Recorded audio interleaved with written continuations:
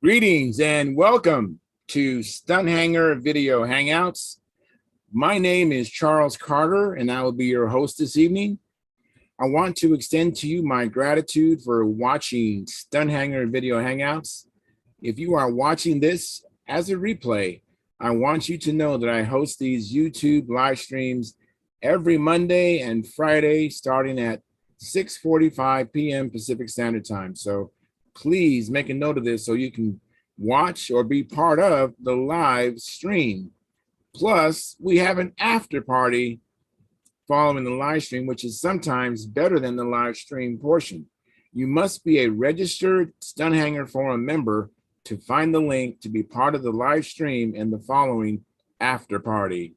Now, here at Stunthangar Video Hangouts, we talk about building and flying model airplanes, sport flying, competition flying, and what you've been doing lately.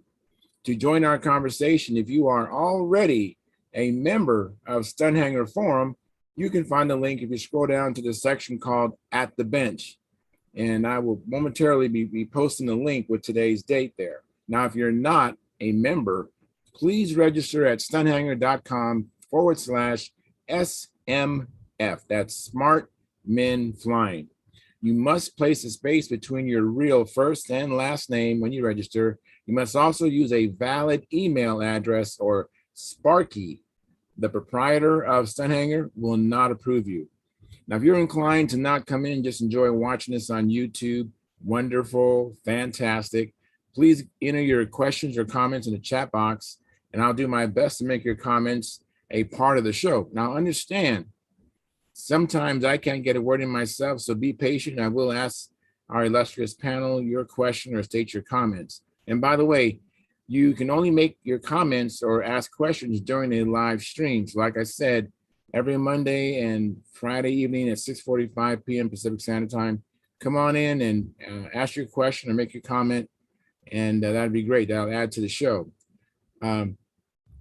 So I like I said earlier, every Monday and Friday. So please make a note of that so you can be part of the live stream. Plus, even making donations, you need to be on the live stream to make donations either through the super chat or even now you can join the Sparky's YouTube live Sparky's YouTube channel, the Stunthangar Forum channel.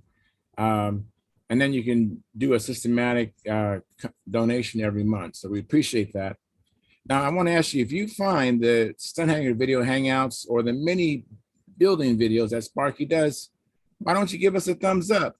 I mean, we get lots of views and not a lot of thumbs up. So please give us a thumbs up, subscribe, share the videos, and comments. Those also help. And if you have a comment for the show, this show, please go to my YouTube channel, which is called Flying Control Line Stunt. All the letters are there. Flying Control Line Stunt. And there's a video of me flying at the U.S. Nationals. Use that video to make a suggestion or a comment or question, and I'll get a notification because this is Sparky's channel that I'm on right now, every Monday and Friday. So I'm only here just twice a week. So if you want to get in touch with me, use my YouTube channel. Okay.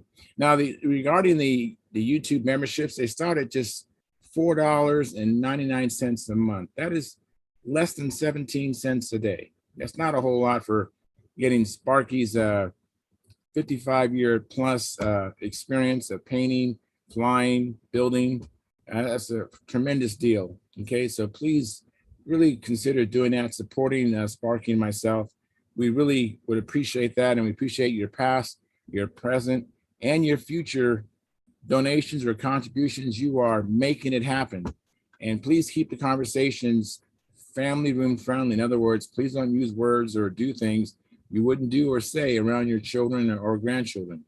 And without any further ado, I'm going to post a link at Stunthangar Forum now. So I'm going to turn my attention to another screen to post the link. It has today's date on it. So there you go, post it. All right, now, like usual, I'm going to go to the YouTube, what I call the control panel, so I can see what's going on and see who's in there and see how many views we have, all that good stuff. So just bear with me. I'm going to be doing a couple clicks on the computer, edit something. Let's see here. So be right with you momentarily.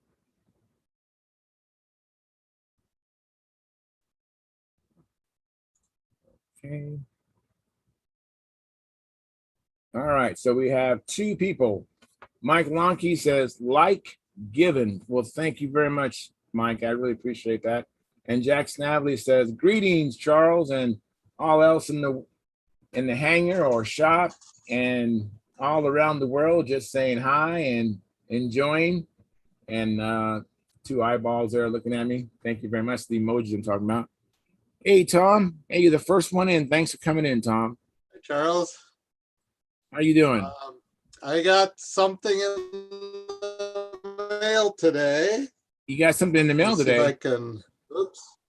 Oh, wow. That's the TUD HR blank board. Fantastic. Now I just have to get all the components and solder them on there. Fantastic. That's great news. But that's is this much earlier than you expected? No, these came right when I expected them. Okay. The boards.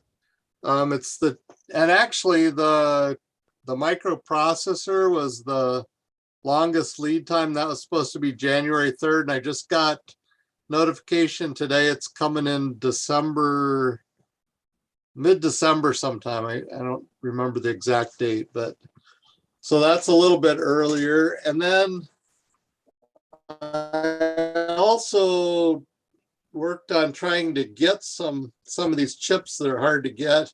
And I put in a place where you can tell them what you want, and then different places bid on providing them. Okay. So I got lots of responses, and prices varied from $25 a piece to $75 a piece for one chip. Wow. Now what was you thinking? Kind of expensive. What's that? What was you suspecting they would be at? I mean, what kind of price was you thinking? They're closer to $7 to $10. Okay. When you can get them. But I did find a place that I could get them, around $10. And for a few, I ordered a few just to get started. And they come about 2 months earlier. They come in November instead of December. So it costs a little bit more, but I ordered a few so I could get some of the people that have already paid me. I can, provide them earlier for them. So very good. Very good. Hey, John, thanks for coming in, John. Good to see you. Yeah, absolutely. Now that's a box, is that a kit behind you, right behind you and right in front of the It is. What kit is that? I just got it today. All right. Yeah. What kit is that? It's a stunt ship. Very good. I'll get it up there so you can see it. Yeah. Hey, Gary, thanks for coming in, Gary. Good evening. Good evening. Good evening. Ooh, that looks nice. You know what that is? Not yet. I just see its features, but I don't know what it is. That's the Cub. That's the 15 size version of Gee's Nobler. Oh, yeah. I saw the rudder and interesting. Very nice. So what's the wingspan? I'm not really familiar with the Cub. This one, let's see if it's on here. Hold on a minute. I'm gonna drop it over here.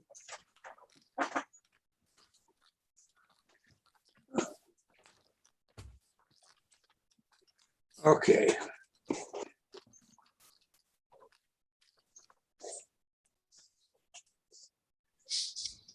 Wingspan, 40 inches.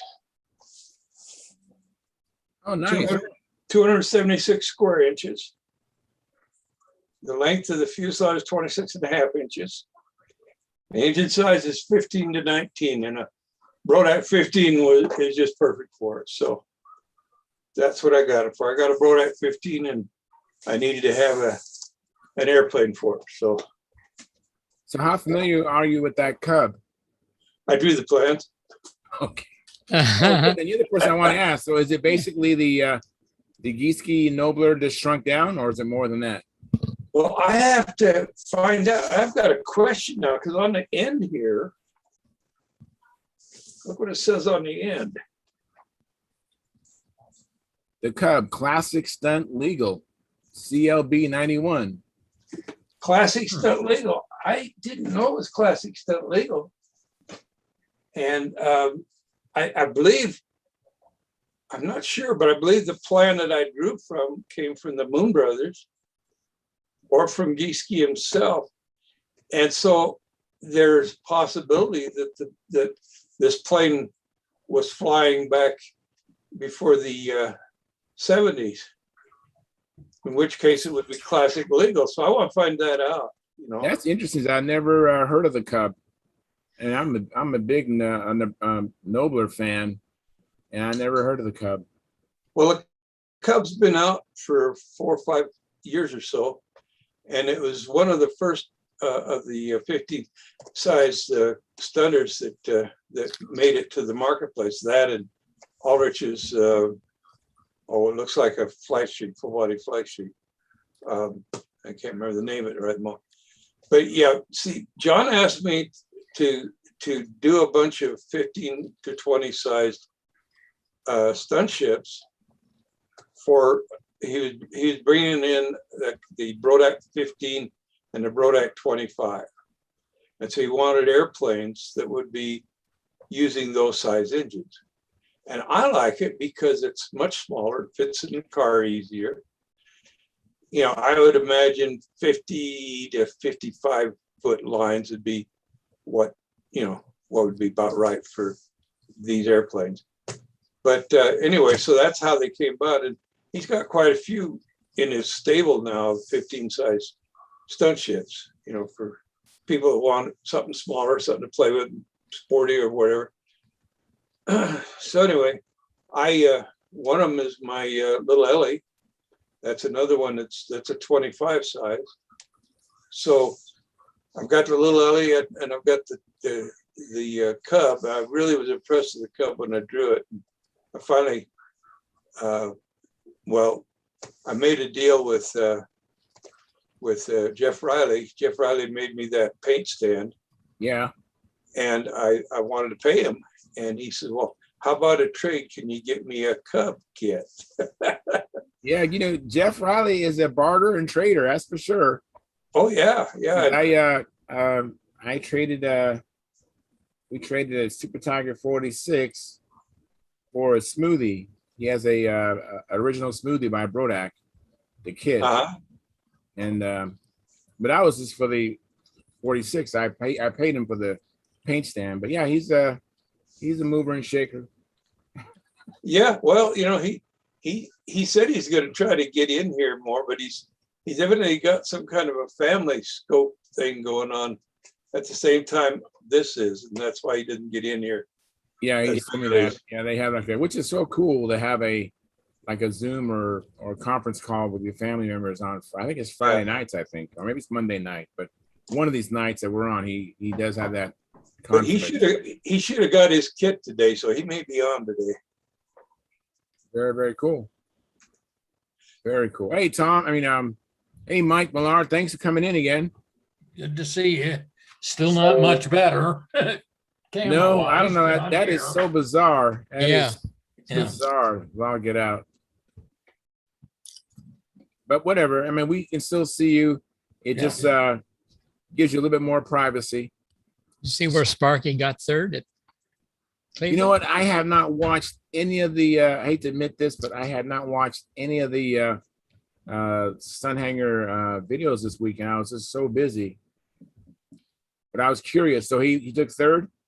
Yeah, Sunday. Took third in expert? Yep. Okay.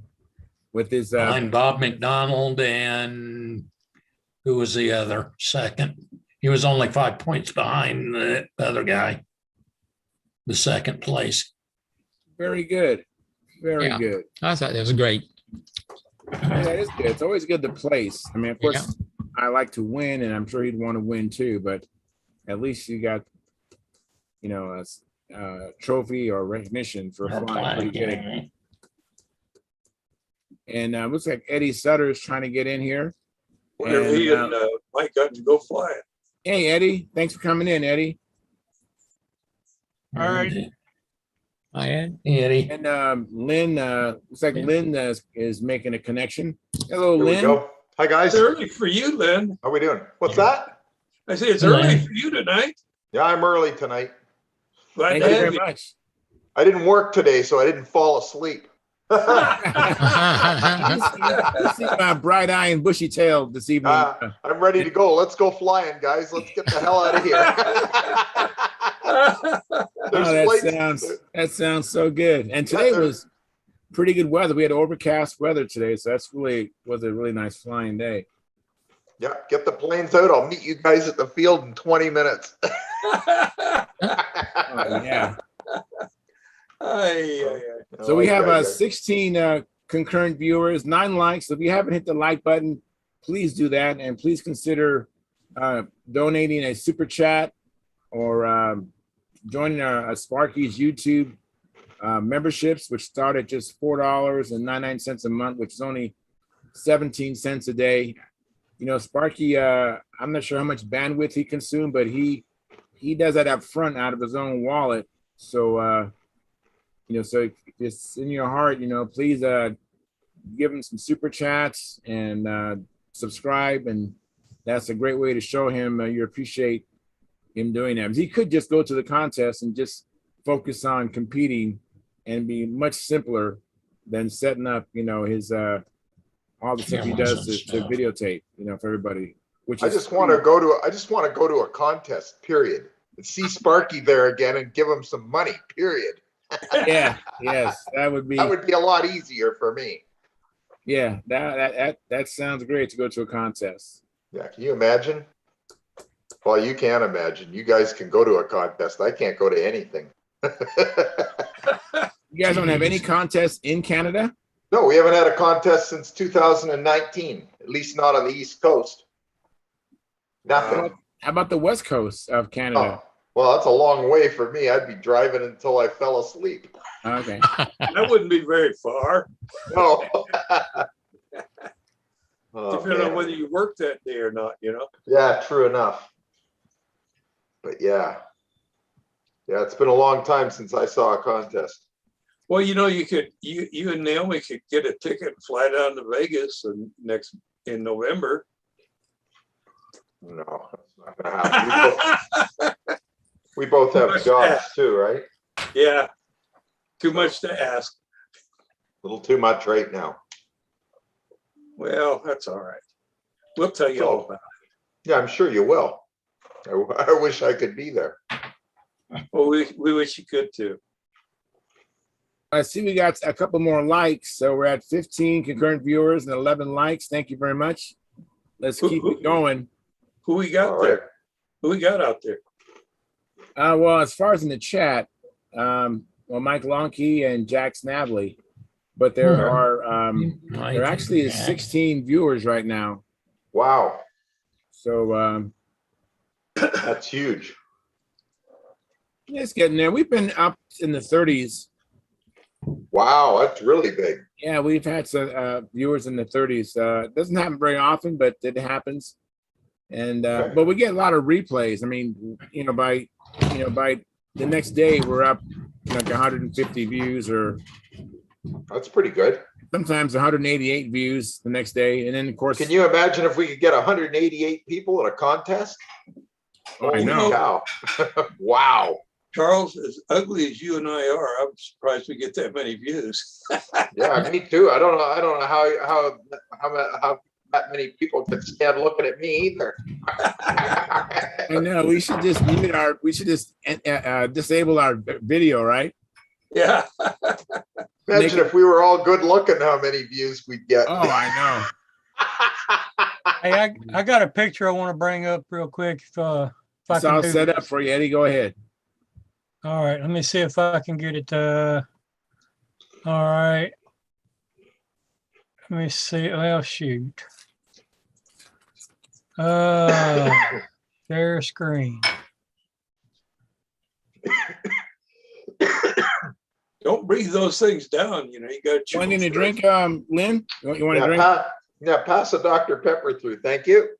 Yeah, clear your throat. We got to set that up one night just for. Yeah. Now you see what you did, Charles. Now Hey, I what want is what is Dr. the picture Pepper. of? Share screen. Well, there it is. Okay. Let me see Share. here. I got to do something different for me to see it for some reason. What's coming up? Whatever it is, it's beginning to. Trying. Yeah. Oh, Ooh. Oh. ow. That's not a good picture. Yeah. Oh, Eddie, is that your plane? Yeah, that's the P40 I got from Mike. Oh, no. Oh, that looks like. Yeah, can anybody guess what maneuver that was that did him in? I mean, it looks like a vertical 8 coming down. I'm Nope. gonna say outside square. hourglass. There we go. Yeah, Figure outside. 9. No, that was the very first flight, the very first maneuver. I was doing a reverse wing over. I came up and over and I had no down. Oh, So I was man. already committed to Gee. do my down. I yanked on the down to go inverted and Nothing happened. So I made it into a lawn dart. That's a shame. Fuselage is good. So Oh, I'm just gonna good. make a new wing and slide it in there and Yeah, go from there. you can reconstruct that. Can I give you a recommendation? Yeah. Okay, here's what you want to do. You want to trace out the size of the center rib, the size of the hole, okay? And you want to cut all the ribs the same and just build a straight wing. Don't try to build a little taper in it. It'll be a lot easier for you. And then just build the wing the same, only straight. And it'll still look like a P40 too. Yeah. See what I'm saying? Kind of like a Banshee wing. Yeah, basically, yeah. And it'll be easier to build and it'll be nice and straight, easy to build straight. And just put the same type of flaps on it, everything exactly the same. Do the wing tips the same. It's just that it makes the wing a lot easier to construct than try, like with those ribs that are in that wing, they're very thin and they're very fragile, and just eliminate think? that process. Yeah. Yeah. But yeah, it's I mean, I wouldn't have been so upset really if it had been the last flight of the day, but You didn't even really get to fly it. I made 2 laps with it, did the wing over, and that was it. Did you have anything else to fly? No, I just took the one. Oh, gee. Yeah, problem is I went down there and flew with Mike, so I drove an hour to fly 2 laps. Oh, man. Oh, man. Oh, boy. But next time I'll bring more than one. Good idea. All right, that's my show and tell. Oh, sorry about Sorry to that. hear that, Eddie.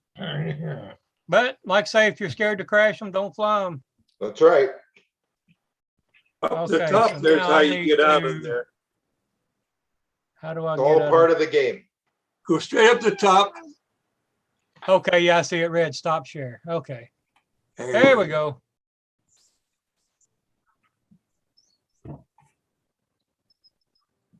Look at that. I got a chip that looks like a tail. Oh, it's a great rudder. Is that something or what? That's a Oh, P40 rudder too. yeah, I could glue that right on a P40 right now. That's amazing. The thing about it is I've got a P40 kit. So I Oh, could, you do? yeah, Okay. I could build another wing out of the kit and just Yeah, you do could. that. Just trace the ribs off, and that way Yeah, if you really, yeah. yeah, you could trace it. That works too. And we have someone who disagrees with us. Todd Stimson says, y'all are some fine looking gents. You Can't be got- ugly anymore. Hey, Oh, appreciate my. that. Tell him he needs to go see his eye doctor. Got a blurry camera, doesn't he? Yeah, you're not kidding. Uh, But thanks So- just the same, Todd. Appreciate it. We'll take all the Yeah. affirmation we can get. Yeah. Well, I'm fortunate. My wife, she praises how I look all the time. She loves me. yeah, but she's blind. What? Yeah. But she's blind, you know. Yeah, mine too.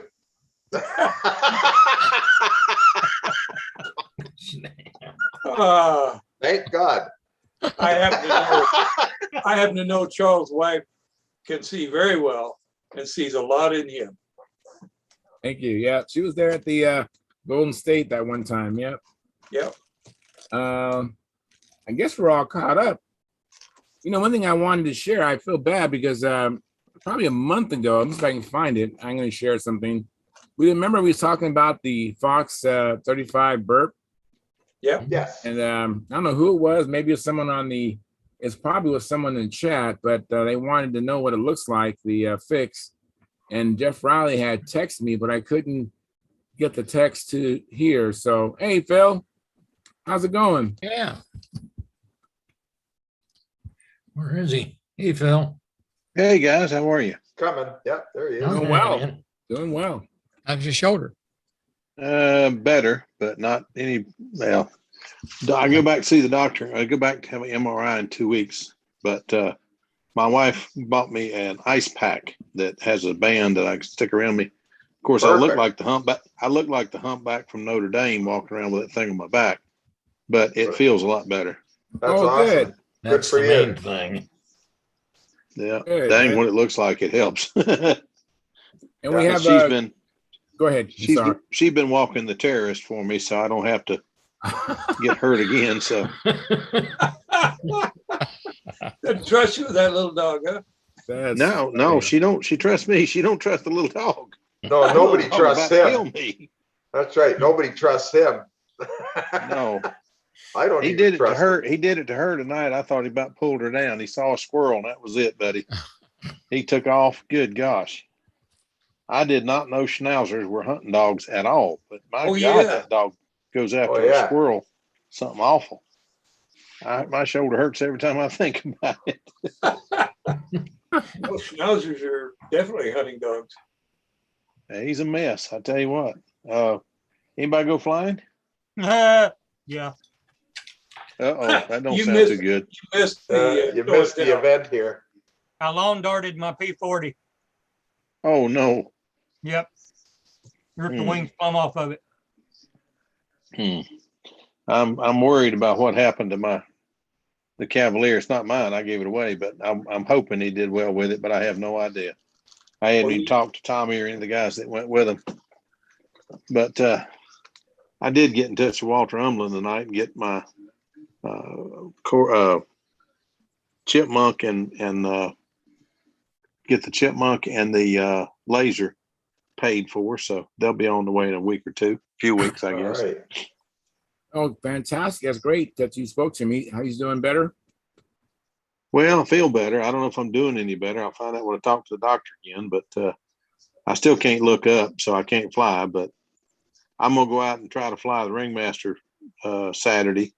I'll be in Columbia, South Carolina, but I know where there's a school down there. I'm going to go down and try to fly the Ringmaster, just fly it straight and level. I mean, some of these guys take off and do 3 laps and land and call that a flight. So I guess if I go up and run the tank out going straight and level, I might try to flip it up and try to fly it left-handed or get my wife out in the middle of the circle and try to teach her.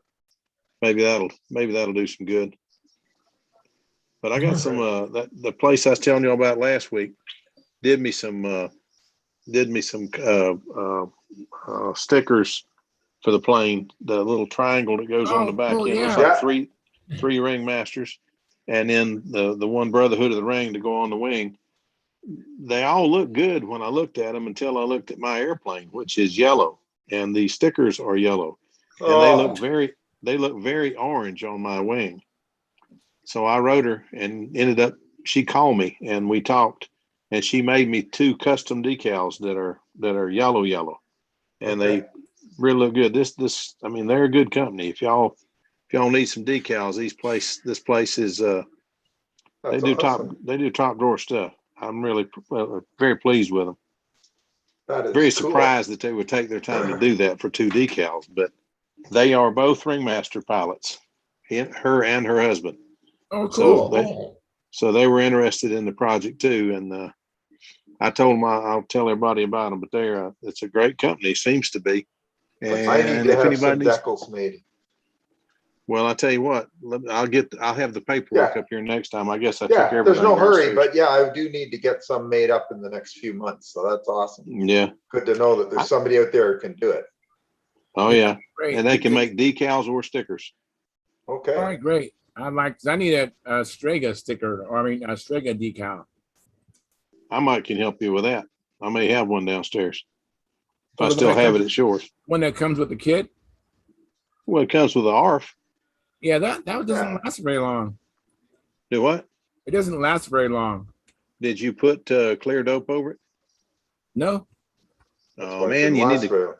Once you put it down, I'll tell you how I do it. I'm not going to tell you that this works for everybody, because one of the guys told me the absolute didn't work for him, but I think he put it on there too wet. I put decals on my planes, and then I go get some cheap hairspray, Final Net hairspray. It's lacquer is all it is. It's clear lacquer. Right. Mist it on it. Well, I mean, just very light. Yeah. Two little passes, one for the top. You got to go over the top of it, and one for underneath it. And I've even been known to, if the hole's this big, put something around it where it's an inch bigger all the way around, so you're not putting this stuff on everything, because it comes out a little rougher than the rest of it.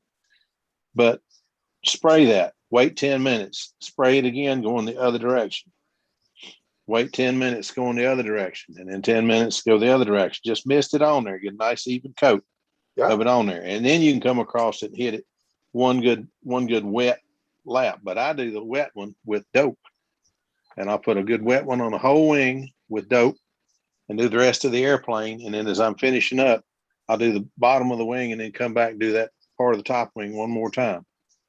What a great idea. And then you got 2 coats of dope, or maybe 2 to 3 coats of dope over the decal, and you've got your coat on the airplane, and everything works. And the lacquer prevents the dope from melting the decal. Cool. Away you go. What a And the brainstorm. Final Net's like $1.79 a can. I mean, unless you buy the huge can, and it's cheap. It's cheap. I'll tell you a little secret. I had to do a patch on an old timer. Yeah, I hear you. I had to do a patch. I had to do a patch on an airplane at a contest, and I got there, and I had about this much dope in the bottom of a little bottle that I usually carry for patches. Well, it was enough to stick the patch down. The rest of that thing is done in. It was clear. It was a red tinted tissue on the airplane. I had some red tinted tissue for a patch, but that thing was sprayed from the get go with Final Net. 15 years later, I'm still flying that airplane. I don't fly it very often, but I fly it. Wow. The Final Net holds up. I'm going to get some of that Final Net, and whatever I have left over, I'm going to use to gussy up my hair, and I'll be good to go. Just after you spray it on there, Keep get your the hair cap. from moving now, Lynn. Your hair definitely will stay in place when you get done. You better leave it. I'll send you some too, Charles. You can. I know. I got a little hair that keeps moving. All right. I'll tell you what, guys. If somebody teases you about being shiny headed, once you put this stuff on, you will be shiny headed. I bet. For sure. Well, grass doesn't grow on a busy street, so. My dad used to say it doesn't grow in concrete either. I had never heard that one. That's good. There's an old story about bald men. Bald men, they say that bald men that are bald here in front like that, right? Yeah, they're thinkers. And bald men that are bald here in the back, they're sexy. Now those that bald from the front to the back, they just think they're sexy. They do what? They just think they're sexy. I know you wouldn't get that, but that's not your concern. Because you have plenty of hair. That's don't get it twisted. You got plenty of hair. I just know a lot of bald guys, and I'm trying to figure out. Most of them aren't that sexy. Oh well, whatever. But you never know what works. You know what, Phil? I don't know if anybody else has the question, but I have a question regarding the final net. So you Yeah. have the decal, you get it, and it has the extra material around it. Do you do this? You spray it before you remove the decal and I place put on the the plane? decal on the airplane because Okay. what I'm trying to do is get a coat over the decal, but also seal the edges. Yeah, I get it. If you don't seal the edges, if you don't seal those edges down with something, I had one of the guys take shelf paper, is what it was, and put it the same size as decal, and he did it beautiful. He got it all down, and it was nice and shiny. About 6 months later, the decal started lifting off the airplane. I asked him, "Well, didn't you do the whole thing?" He said, "No, I just," and explained what he'd done. If you don't seal the edges, it can't stick down. Okay. Nope, we'll get under there. Yeah, you got to get the edges at least, like you said, like a half inch or so around the outside Yeah, of the that decal as well. Yeah, to seal nitromethane it. will eat glue. Yeah, for Nitromethane sure. eats any kind of sticky glue. It just loves it. All right. But it works. I mean, the bad thing about his was he didn't have but 2 coats of nitrate dope under the sticker.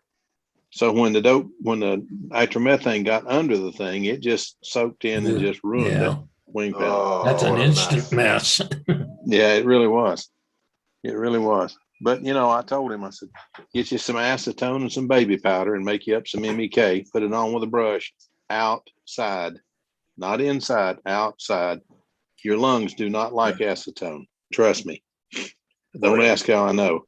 But anyway, take it outside and use that. And you're going to have a white, you want to put baby powder in it until when you paint it with a brush, it's a white, like a paint. And then when it dries, it's just baby powder.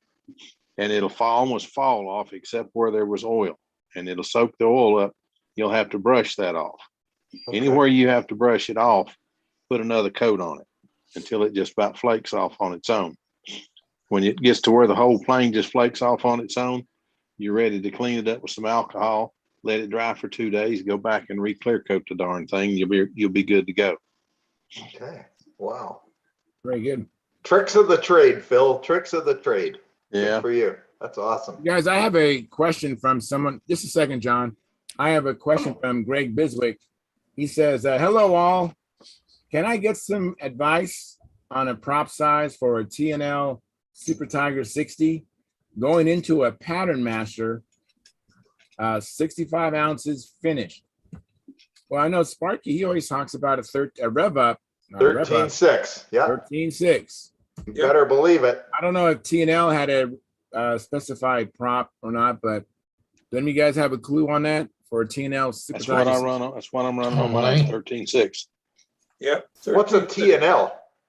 Tom Lay. Tom Oh, Lay. Tom Lay. Okay, so that's fine. Yeah, so 13.6 rev up should work fine. Yeah, Now, it's what if got you plenty of can't power. find a rev up because Sparky bought them all? Well, you got to dig around.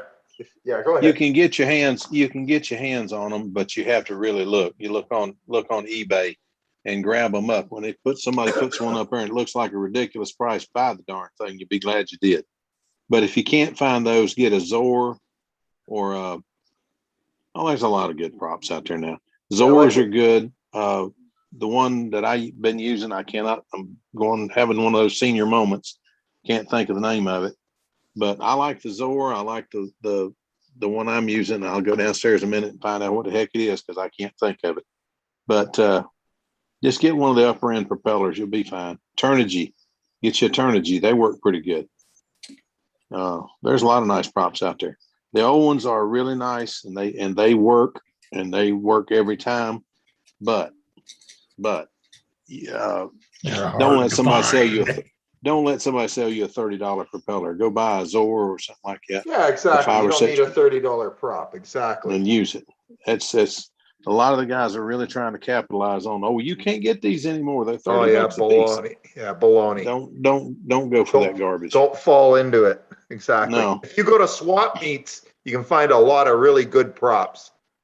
Anywhere at any swap meet, you're going to find lots of good props. If you're willing to dig through the boxes there, they're there. There's 13.6s galore. Like the old Top Flight Super M's are really good. They're just, the nice round, big fat paddle blade. They Yeah. work beautifully. They work great if you can find them, and they are out there. Like you said, go to swap meets.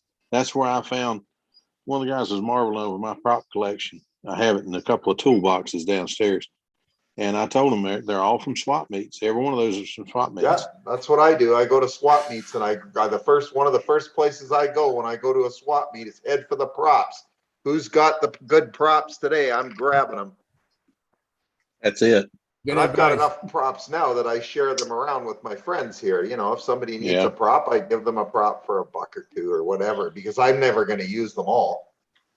Well, three of the things that we look for when we go to a swap meet: look for good glow plugs because they're Yeah. getting expensive. Oh, 15 Look for bucks good a pop. propellers. Yeah.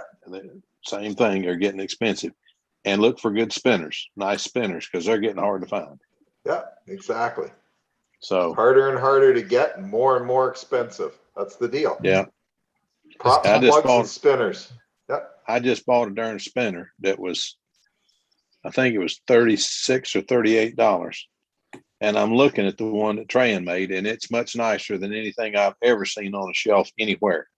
Wow. But I would be scared to death somebody get hit with this thing, because you talk about needle nose. This sucker is a needle nose. Yeah, it'll tear But it you is apart. gorgeous.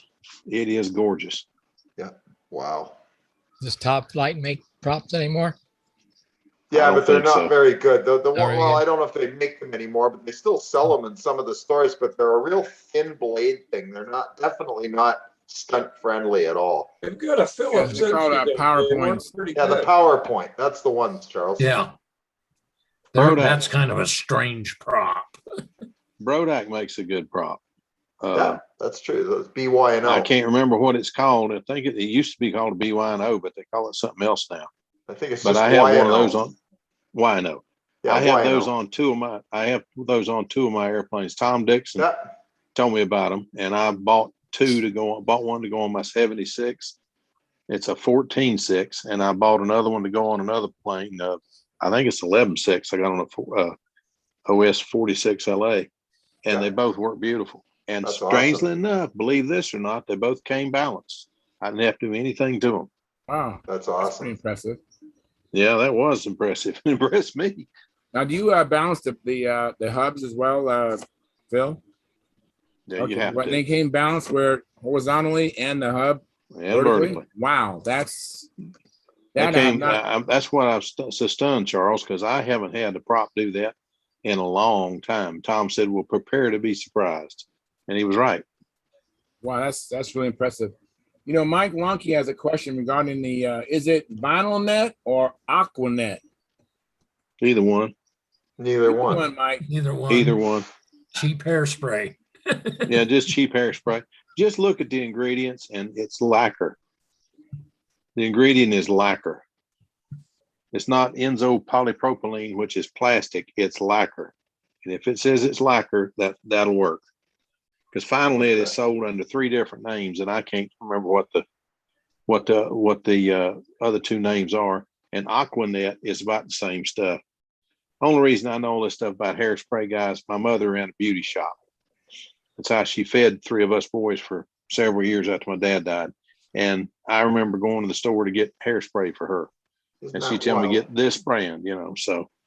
I figured learned a with lot that about nice hair. head, I figured with that nice head of hair that you got that you were using it. No, I can't.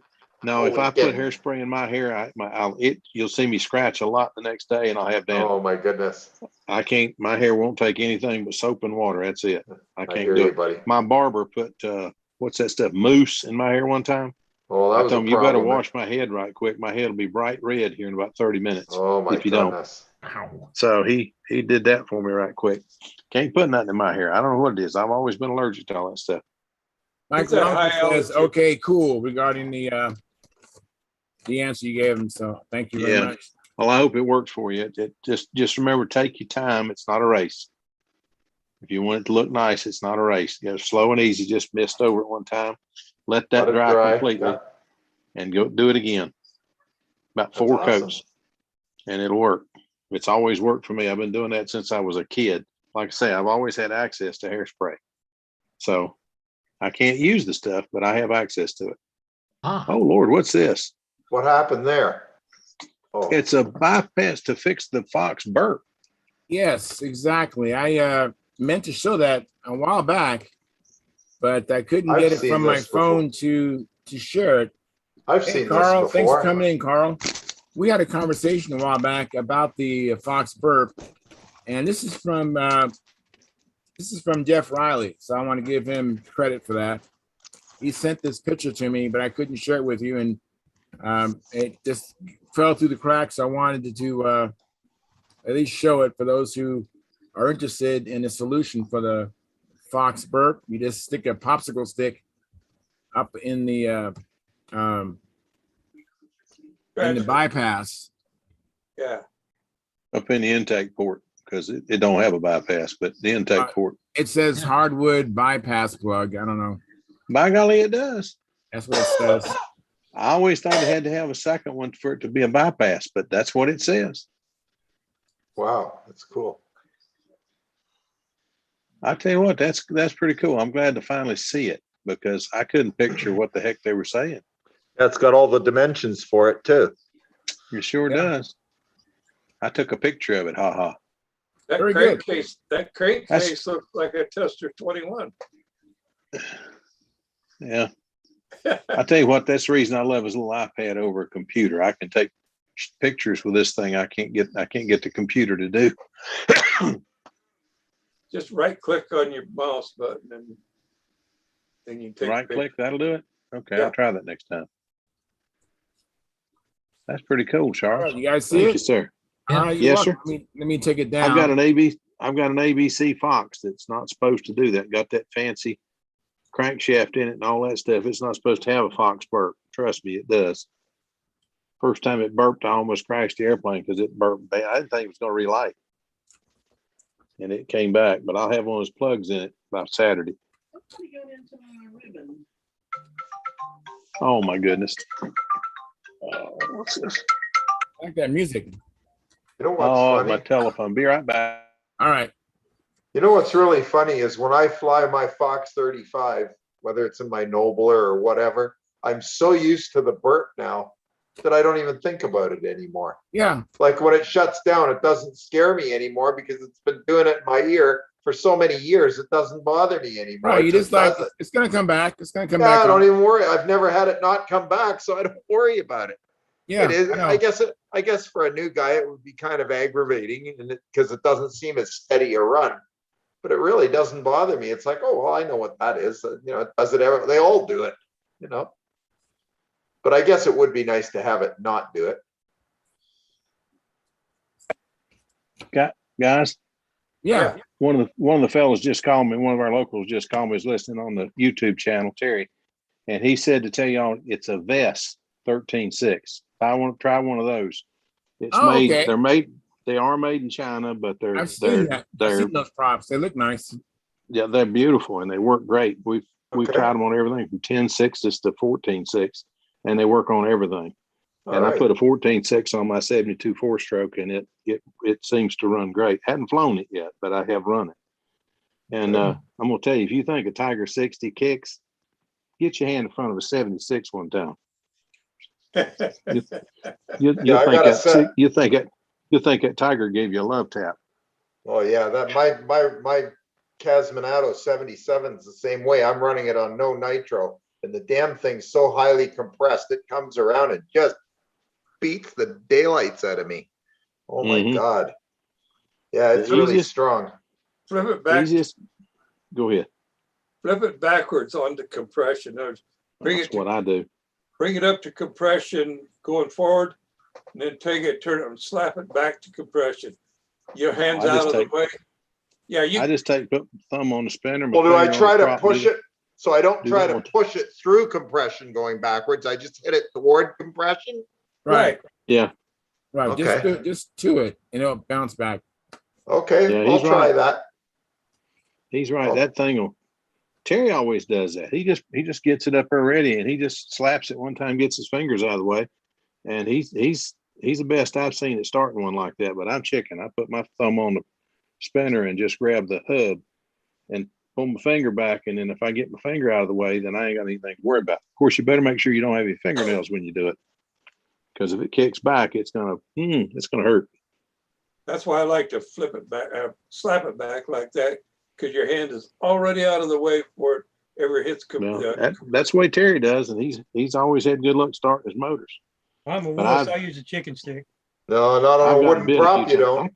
Yeah, I do. I can't don't hit move it. chicken stick I out of the just way flip it. fast enough. Well, I'm not fast enough either. Every time I ever try a chicken stick on a wooden prop, there goes another expensive good prop. Yeah, I did. I broke a $25 wooden prop. Yeah, it's not worth the with a bother. chicken I'm stick. never going to do that. I wear a glove all the time. I'm never going to use a chicken stick. I'll tell you something to try. What's that? Something to try. You know the little thing that goes between the aluminum header and the carbon fiber pipe, that piece of Yeah. neoprene, whatever you use it. That's Yeah. what I put on my finger all the time. That's what I start with. You know who else used to use that all the time is Windy, and I've still got the two that are in his flying box. Well, That's you know what he where I got always used. Where? Where I got it from was at the Nationals. I was helping launching for the Bear, and he used it. Yeah, Geese. He Okay. He gave me one, and I've still got it. It's the one I use all the time. I lost it one time out here in the front yard. I'd been starting the motor and trying to break it in.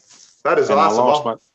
I lost my thing. I was out there at 10 o'clock at night with a flashlight looking for my whatever you want to call it, chicken stick or finger cover, whatever. I'll show you guys something really interesting. All right. Okay. You know, Dennis tonight. another thing you can use is the dishwasher hose that goes from the dishwasher to air, or from the garbage disposal to the dishwasher, the 7/8 flexible tube. That works very well too. Yeah, you can also use the heater hose on. Did you catch that or not? Yeah. Well, the reason I use that is because Geesky gave it to me, but the other thing was because it's soft enough that if you slap the prop or do something with the prop, it won't tear up a carbon fiber prop. My first one was a piece of hose, and when I tried to turn it, I tore a chunk out of the back of the propeller, and that wasn't a big chunk, and I was able to save the prop, but I had to rebalance all three blades to do it. So Bob showed me that thing and gave it to me and said, it'll never break the prop like that because it doesn't dig into it. Well, what had happened, I'd got a cut in the darn thing. It didn't notice it, and it happened to hit that prop. And when the prop spun back, it just pulled it out of there, pulled a chunk out. Then the plane shook like a son of a gun. I did think to shut it off before I tried to fly it, but after he told me about that, I always remembered that. You have to remember when somebody like Bob Gieske tells you something or gives you something, you better pay attention. Most definitely. Because those old guys knew what they were talking about.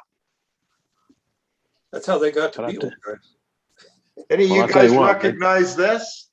Oh yeah. Oh yes. Oh my gosh. Oh yes. Spark. I mean, how did you Wendy's manage that? Wendy's fuel box. He gave it to me. It's still got the air density meter on it and everything. Oh wow. What do you think of that? That's a cool thing to have.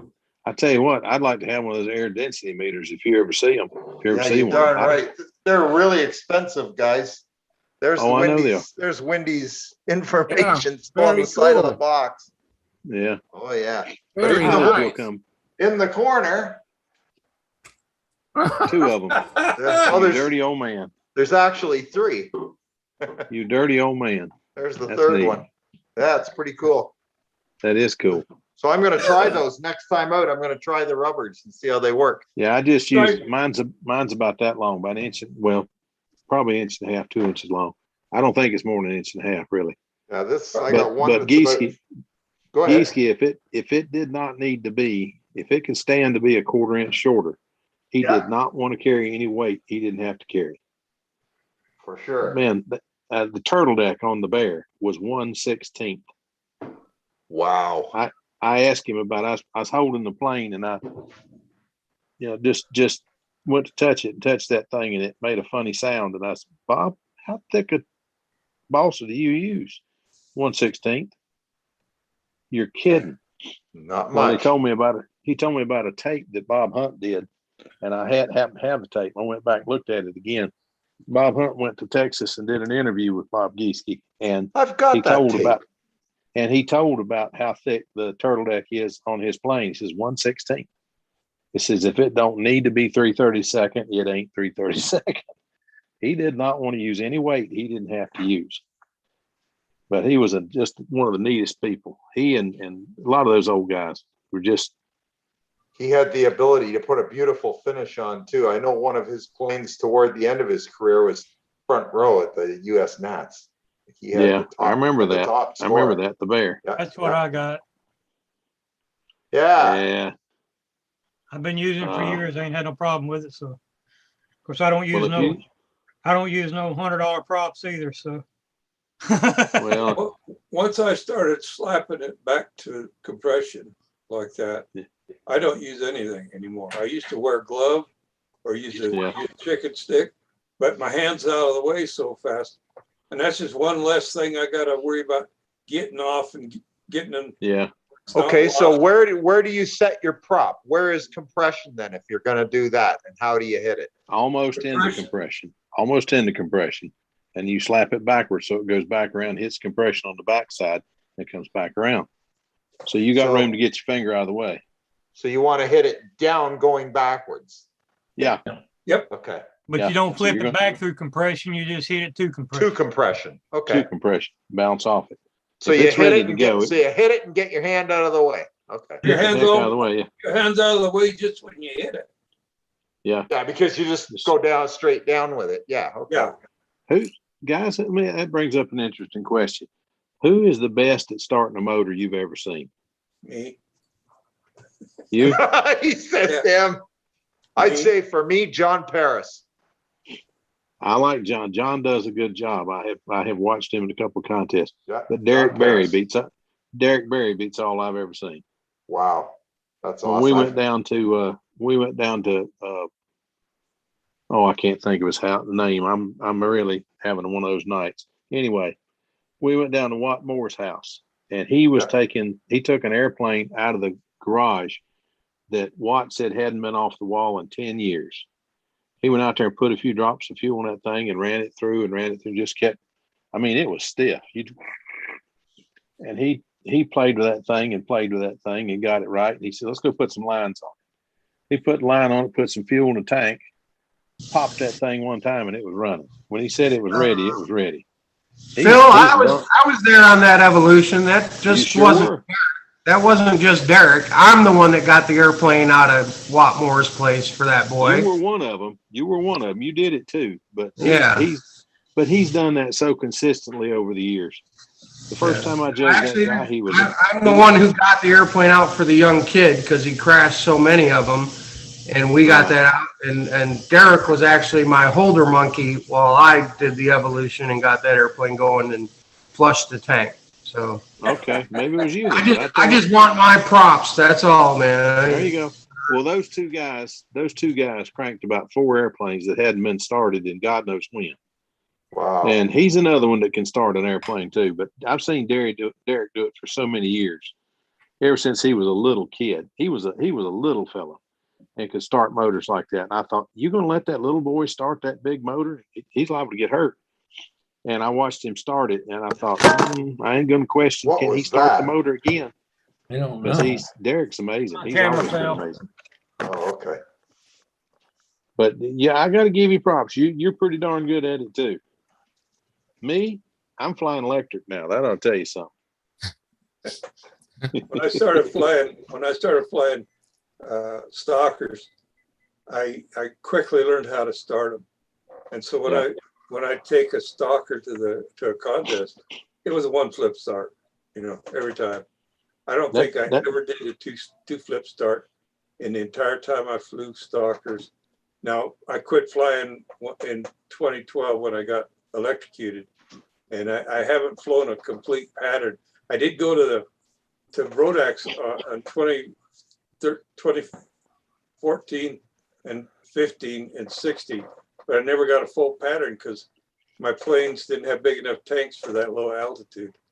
So okay. So yeah, that's why I never did very well there. I never could get a full flight. But I'll tell you what, if you we've remember, come into that. yeah, if you remember me at that contest, it was one flip for a start. Yeah. I got bit with that not having a big enough tank trick too. We went to Florida and tried to compete down there and couldn't get through the whole pattern. Yep. I never had that problem before. So I ended up putting Tom Looper had told me about putting a hose over the Venturi. And I think it was 3 layers of hose and an O-ring over the Venturi. The O-ring was to hold the hose over there, and it worked. You mean So I got through the nylon stocking material? Nylon stockings, yeah. It went. I think it went to pattern in 2 laps and quit. But to get it to do it, you better have the needle set right because you got no time to play around. Start it and run. And that's no joke. Because I did not know the people that I was flying with down there. Didn't know. I knew Gene Martin, but he was on the other end of the field. So I'm completely at the mercy of people down there. Just one of the guys told me, "I'll hold it if you can get it started." I said, "Well, ain't no problem starting it. It's running out of fuel early." So we got through it, and I got through it and placed 3rd in that contest, I think. But it was not the King Orange. It was just a fun contest that it's been many years ago. And I was down there and heard about a control line contest, and I happened to have my plane with me because I took it to show my cousin. And oh my goodness, it was fun. I didn't tear anything up, but it was in Orlando. I remember that. I got a question for you guys. Do airplanes fly better at low altitude or at high altitude? They fly better at low, but they drink more fuel at low. Okay, because I'll tell you, when I go to Brodax, my airplanes definitely fly better. Isn't that funny, eh? Yeah. And I could never understand it until right now when we're talking about it, because I always figured, why is it that every time I go to Brodax, my airplanes fly so much better? When I'm at home, they fly like crap. I go down there and they fly like they're trimmed about 10% better. Well, yeah. Look at your air density gauge. You run into that. We ran into it. We're at almost a mile high here. Right. And so when we trim for up here, yeah, the only thing we have to worry about is having enough tank for the pattern at lower. Okay. I go to LA, and that's just 100, 200 feet above sea level. Yeah, look out. You need a lot more tank. Yeah, but the planes trimmed for higher altitude fly better at lower altitude. Yeah, if you're trimmed for lower altitude and you go up to high altitude, you will have troubles like you won't believe. I believe it. Oh, yeah. Wow. Now I know why when I go to Brodax, I'm like, why the heck is this airplane flying so well? Yeah. When I get it home and I think, gee, it flies like it used to at home. It doesn't fly nearly as good as it did at Brodax. Here's why, because you've got more air density. So yeah, exactly. Well, the problem, unfortunately, is this air density meter isn't working anymore. Yeah. Oh, shucks. So that sucks. That's a shame. I don't know if there's somewhere they can fix it. I have no idea. I don't know much about it. Go to a speed shop, aviation, like a carburetor. Yeah. An aviation. Anything place. Like any kind of aviation shop, they can fix it. Okay. Or you can just get on your cell phone and get the weather report for the aircraft. For the airport, they give you air density. Right, but it's nice to be able to check it out while you're at the field as it's changing. Yeah, that's why Windy had it, and I think it's a great idea. But I'm going to keep my eyes open for one. Yeah, just get that one fixed. It's not that expensive to get. Yeah, fixed. I probably will try to get it fixed. I'll just have to. Kent Teicher used to have one. He carried in a wooden box, and is that like a barometer? Same? Is it like a barometer? Yeah, something like that. Yeah. But Kent Teicher used to carry one, and I saw him looking at it one day, and I was fascinated. So I started watching it to see what he did with it, and he would set his lap times by. He knew what his lap times were going to be because he knew what the plane was going to do at different altitudes, different air densities. Yeah, and how much fuel to put in the plane. He'd flown that Strega enough that he knew what it was going to do. Well, see, And, him and Wendy were really good friends, so I'm sure they worked Yeah. that out. They both had that one worked out. No Yeah, doubt I'm about sure it. Kent was using Wendy's numbers because he No already doubt had a about it. chart and he hadn't been flying it long, so he didn't do that all by himself. No, not a bet, not a chance. But Okay. Wendy was really big into that stuff, and he was very good at it. Well, even on his videos, he always had the air density meter in that box, and he'd be looking at it and telling everybody, air density's 100%. Woohoo, today's the day, you know. You know, I thought Wendy was crazy though. He'd say he always practiced on a windy day. He might skip a calm day, but he'd always practice on a windy day. I thought he was nuts. And I got a little further into this and I realized what he was doing. You ain't going to a contest Where it's and have calm. you ain't gonna have a calm day. It don't happen.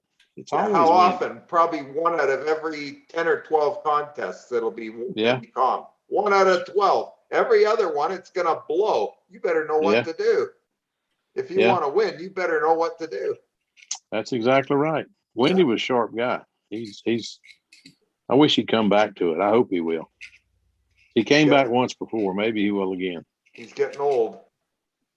He'd be Well, 76 so are we years all, old. but Yeah, he's 76 this year. so's Tom poor Looper. little baby. Young guy, eh? He's a young Yeah. guy. Yeah, we got a couple of. I mean, Dennis flies with the guy that's what do you say, 89, something like that. Wow. Yeah. Wesley Dick. Wesley Dick. Yeah. Wesley Dick. For sure. If you see I thought he Wesley was Dick fly, he's got 93. all the enthusiasm of a teenager. Most definitely. He's amazing. He's amazing. And then Tom Looper's getting up there in age, but he ain't slowed down yet. That's awesome. There's I several. saw Wesley at the Nats, and I told him I just hope I'm walking by his age. Less I hope flying. I'm still alive at his age. Ain't nobody in my family in 3 generations lived that long. I used to think the same thing about John DeTavio. Same thing. I thought that guy DeTavio was forever. not normal. He was from Mars or something. He was something else, that man. That man was at the Nationals and launched. I've forgotten the guy's name, but he was flying a Jameson Special, and he won the Nats that year. DeTavio went out there to launch for him, and he's holding the plane just upright. His feet never moved. He bent over, put the plane on the ground, and let it go. Yeah. Oh yeah. And I was instantly a John DeTavio fan because I can't do that, and I'm not. Was at the time I wasn't half his age, so that was one of my first times at the Nationals, and it blew my darn mind. I couldn't believe it.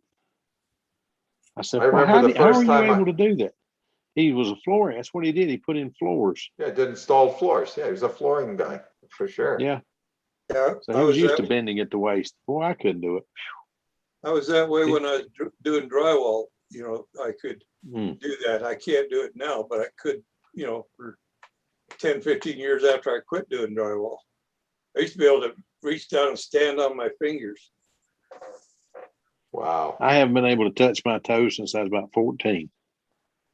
I can't. I just have to bend my knees. Well, I can do it if I bend my knees. I'm only kidding. I got size. He can't bend his knees. I got size 15 feet, so I could raise my toes up a little, you know. I bet you can kick some butt too. Oh yeah. Boy, when you give somebody kiwi breath, it lasts a while. That's a lot of shoe polish. Good gracious. Well, that was one of my daddy's. That was one of my daddy's saying. He was a master sergeant. He says, "Boy, I'm gonna kick you in the butt. I'm gonna kick you in the butt so hard to give you kiwi breath." And I kept listening to this and kept listening to this. I finally had to ask, "Daddy, what the heck is kiwi breath?" So that's when I kick you in the butt so hard your breath smells like shoe polish. Oh Lord. Go ahead, Charles. You know, Joe Mata out here in the chat box says, "Is the holder monkey the same as a lunch monkey? I mean, a launch monkey." Yeah, holder monkey and a launch monkey is the same thing. Launch monkey. Oh. Wow. Oh, I gotta get something to drink. I'll be right back. My wife was one of those until she learned how to fly. Now you're her holder monkey. Yeah, that's right. Now I'm her launch monkey. Hey, Denny, You how got you me? doing? Hanging in There's there. Danny. Sorry I'm late. How Hey. you guys doing? Doing Good, well. good. thank Any you. good to see you. Indeed. What's the good word, Dennis? Not much. I'm trying to get ready, inching along in my box to take the smoothie to Las Vegas. So All I right, think I finally have a plan. So All there right. you go. figure it out. And hopefully Boy, we'll that's get going to be most a of heck of a the, contest in Las hopefully we'll Vegas. get most of the big pieces there in a recognizable form. So Wow. Yeah.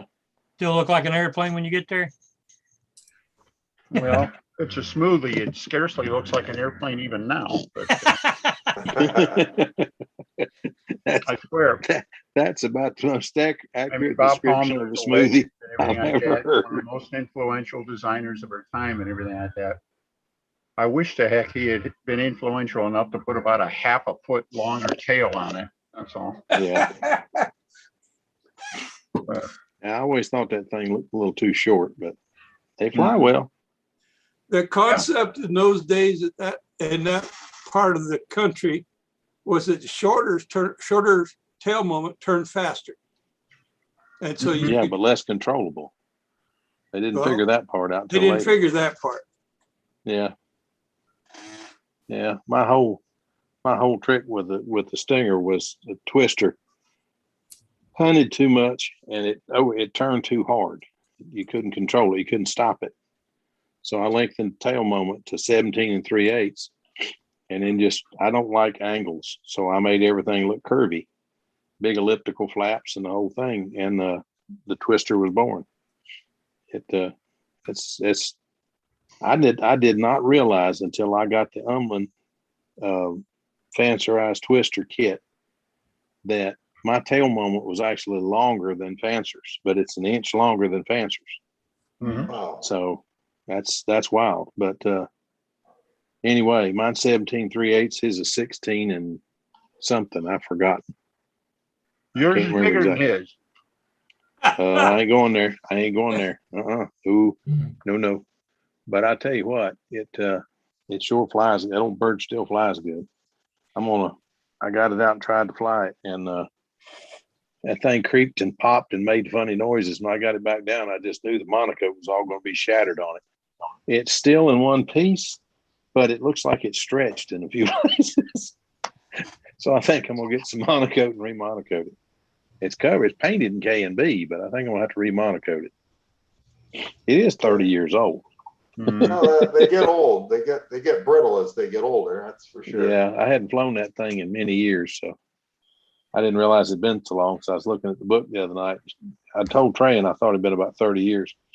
And sure enough, I looked in the book, and I hadn't flown it in almost 22.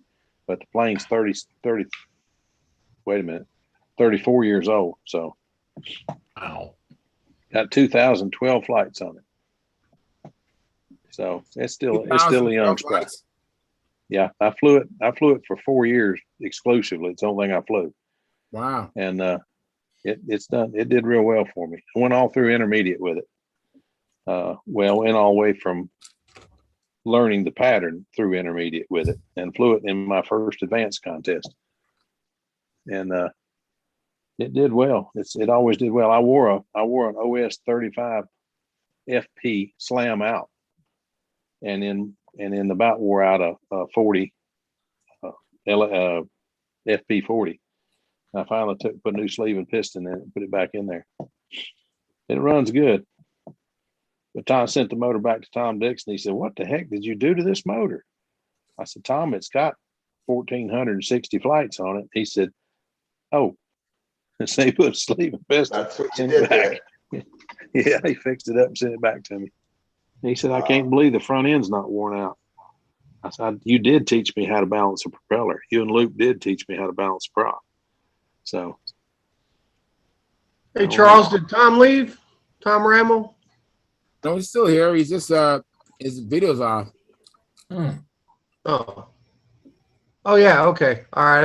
It's second page. He's on the second page. All right. There he is. I'm here. Oh, I gotta win Tom. this one. There you are. Tom, I haven't sent that check yet, but I will, okay? Just, Okay. I'm in the same boat. I'm in the I- same boat. I've got so many things that hit here this last 2 weeks.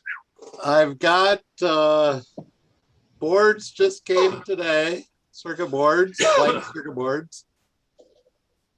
So I've had enough. I've had enough. Go ahead. Yeah, I can't even. they're gold plating. Looks nice. So that's the circuit board. I got those today.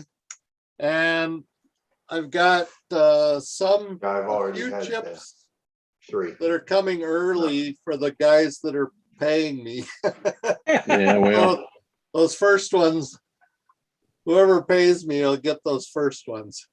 okay, my check, I had to move a few things around. I had to do a little side hustle there, but I got it done. So I'll have a check in the mail tomorrow, okay? Okay, thank you. All right. Sounds good. Yeah, for 2. Also, Howard sent me, some little 3D printed mounts for the board. So I've got some of ain't those. that cool? How's the board mount to that?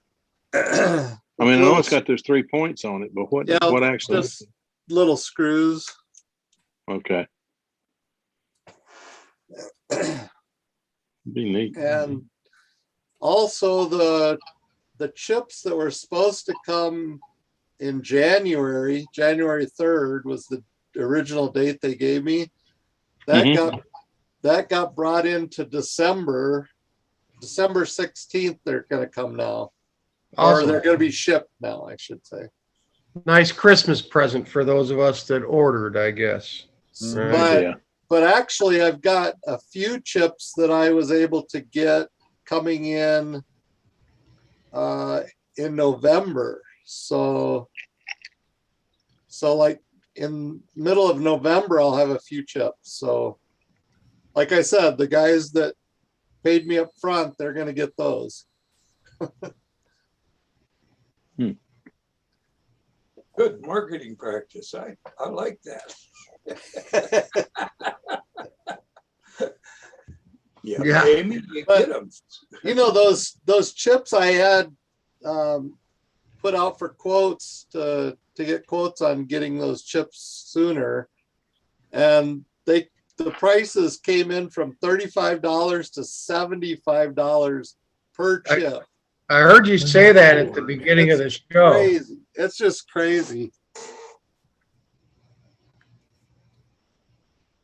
So anyway, I'll be glad when this chip shortage is over with.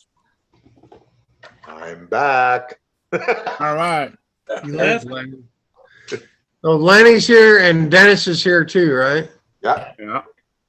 All right. I got a little show and tell. All right. Make it big. Let me make it big. Dennis will be happy. Well, when he sees the other one. But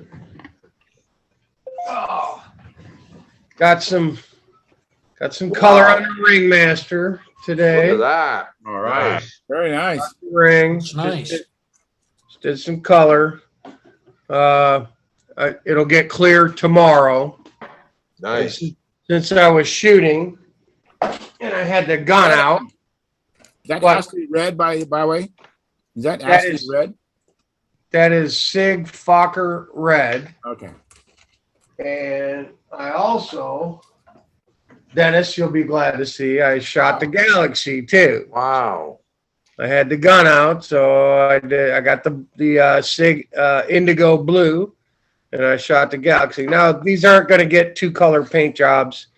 They're just going to get like a monocoat trim sheet canopy, and That's all maybe you need. a stripe or a star or something, just whatever, man. It's a Galaxy and a ring, man.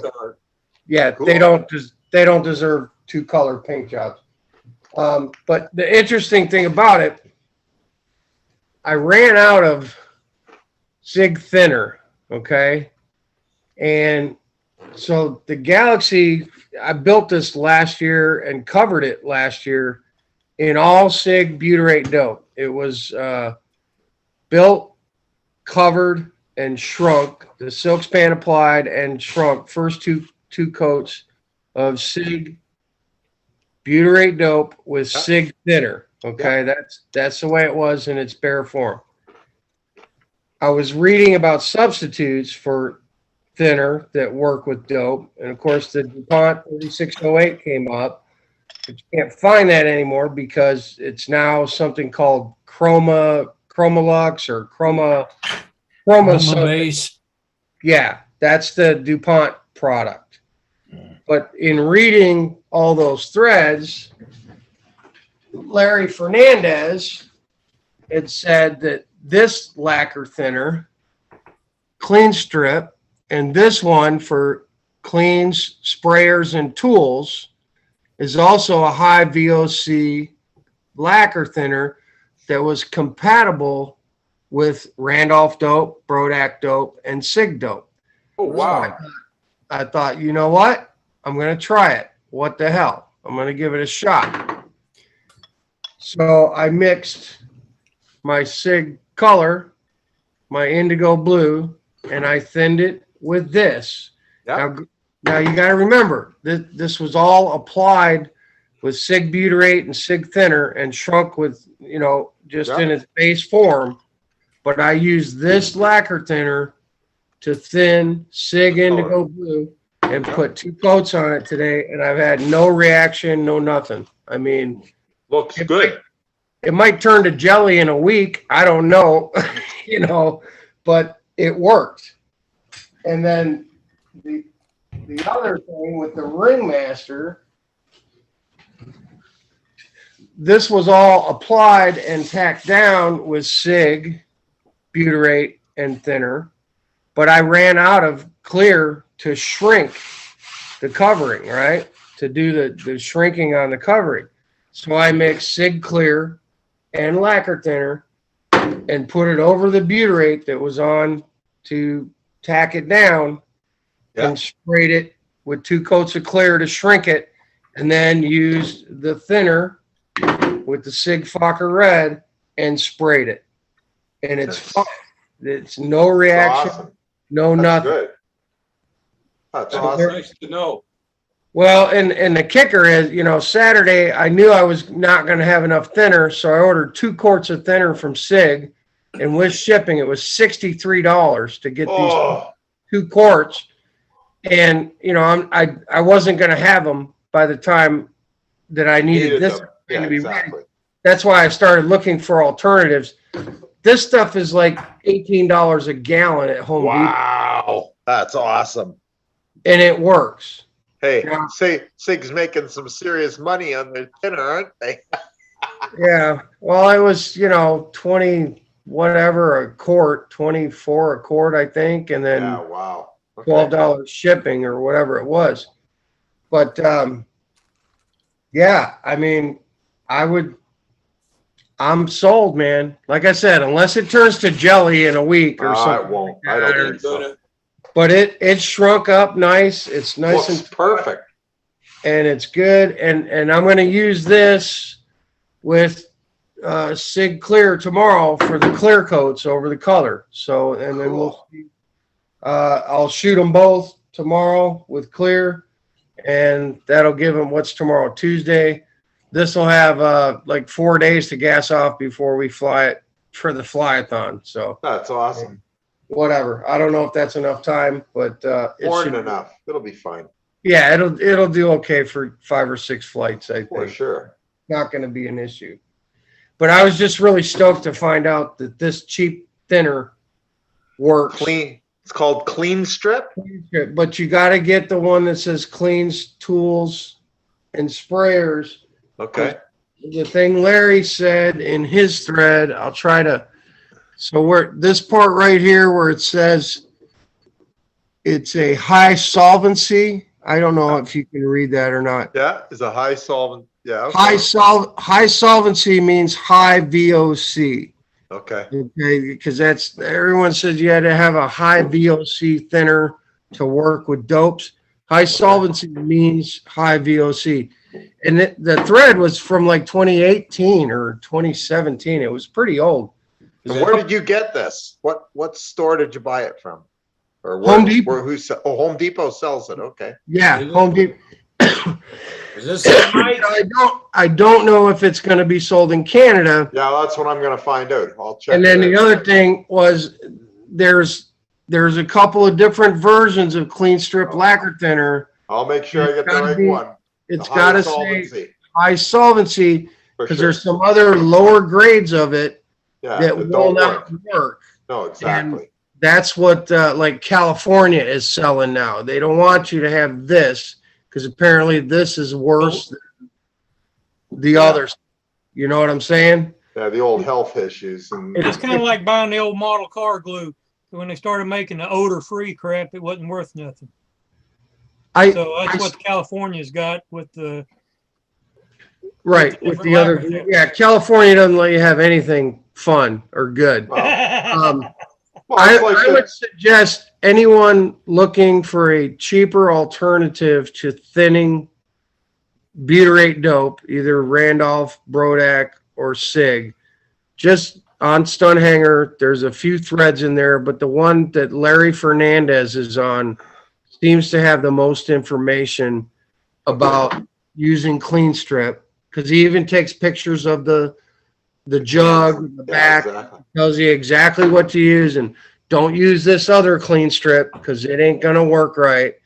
And it also talks about the DuPont 3608, which I used to have some of that I got from Mac, but I used it all up.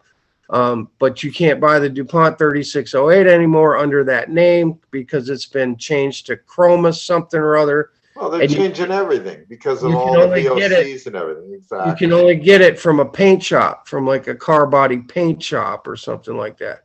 It's but kind of if you're- like they changed the DC 540, same thing. Right, Yeah. exactly, same thing. But if you're in a pinch and you don't have Sig thinner, this stuff works, and it All ain't. right. It's not killing my airplane right now. It's not melting or anything like that. Yeah, it's not killing your pocketbook either.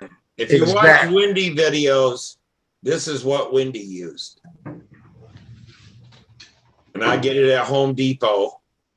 And I haven't bought it in a while because last time I bought like 3 gallons and it was $10 or something. But it's probably a whole shit lot more now.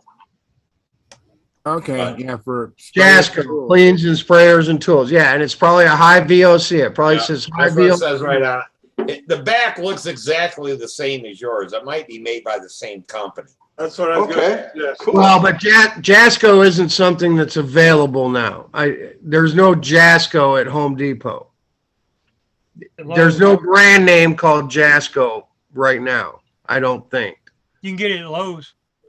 Oh, You can well, get maybe I Jasco get it. at So I'll Lowe's. look at both. I'll Okay. look for both. I'll look at Lowe's. and Home Jasco's at Depot Lowe's. here. Yeah, because Awesome. I saw it the other day when I was in there. Jasco, Yeah, okay, I so mean, this clean is all- strips, the Home Depot brand. Jasco is the Lowe's brand. As long as it says high VOC and it says clean sprayers and tools, I think it's dope compatible. That's Yeah, awesome. This is, I started using this because of Windy. And I knew he painted great airplanes. So, Oh, no one's going to argue that. you know, and this is what he used. So that's what I started using. And Well, I'm never buying Sig thinner again, man. If That's for sure. these things don't go to rot in 2 weeks and they're I'm not going to buy Brodak thinner ever again either if this stuff works. it works great. Yeah, I'll bet it does. That's You know. phenomenal. But Wow. But Mike, the point, wait, let me just get the point I'm trying to make is one of these airplanes, I put this over butyrate with Sig thinner and it didn't have a reaction. Yeah. Well, Right. exactly. I mean, I taught in that silk span with butyrate with Sig thinner and then put the color with the lacquer thinner Yeah. over it. And it didn't make a difference. It didn't care. Yeah. Now you're Mike, probably you better rate off it, did you just starting. mix it 50-50? Well, I did like 60-40 for shooting, you know, Okay. a Yeah, little more. Yeah, a little more thinner. more than that. thinner. Yeah. Yeah, for spraying with the gun. That's what I tend to do too, about 'Cause 60. it was hot. It was hot today. It wasn't real humid, but it was hot. And again, I'm not spraying in a paint booth. I was doing it outside my garage on a table with a blanket on it. But Yeah.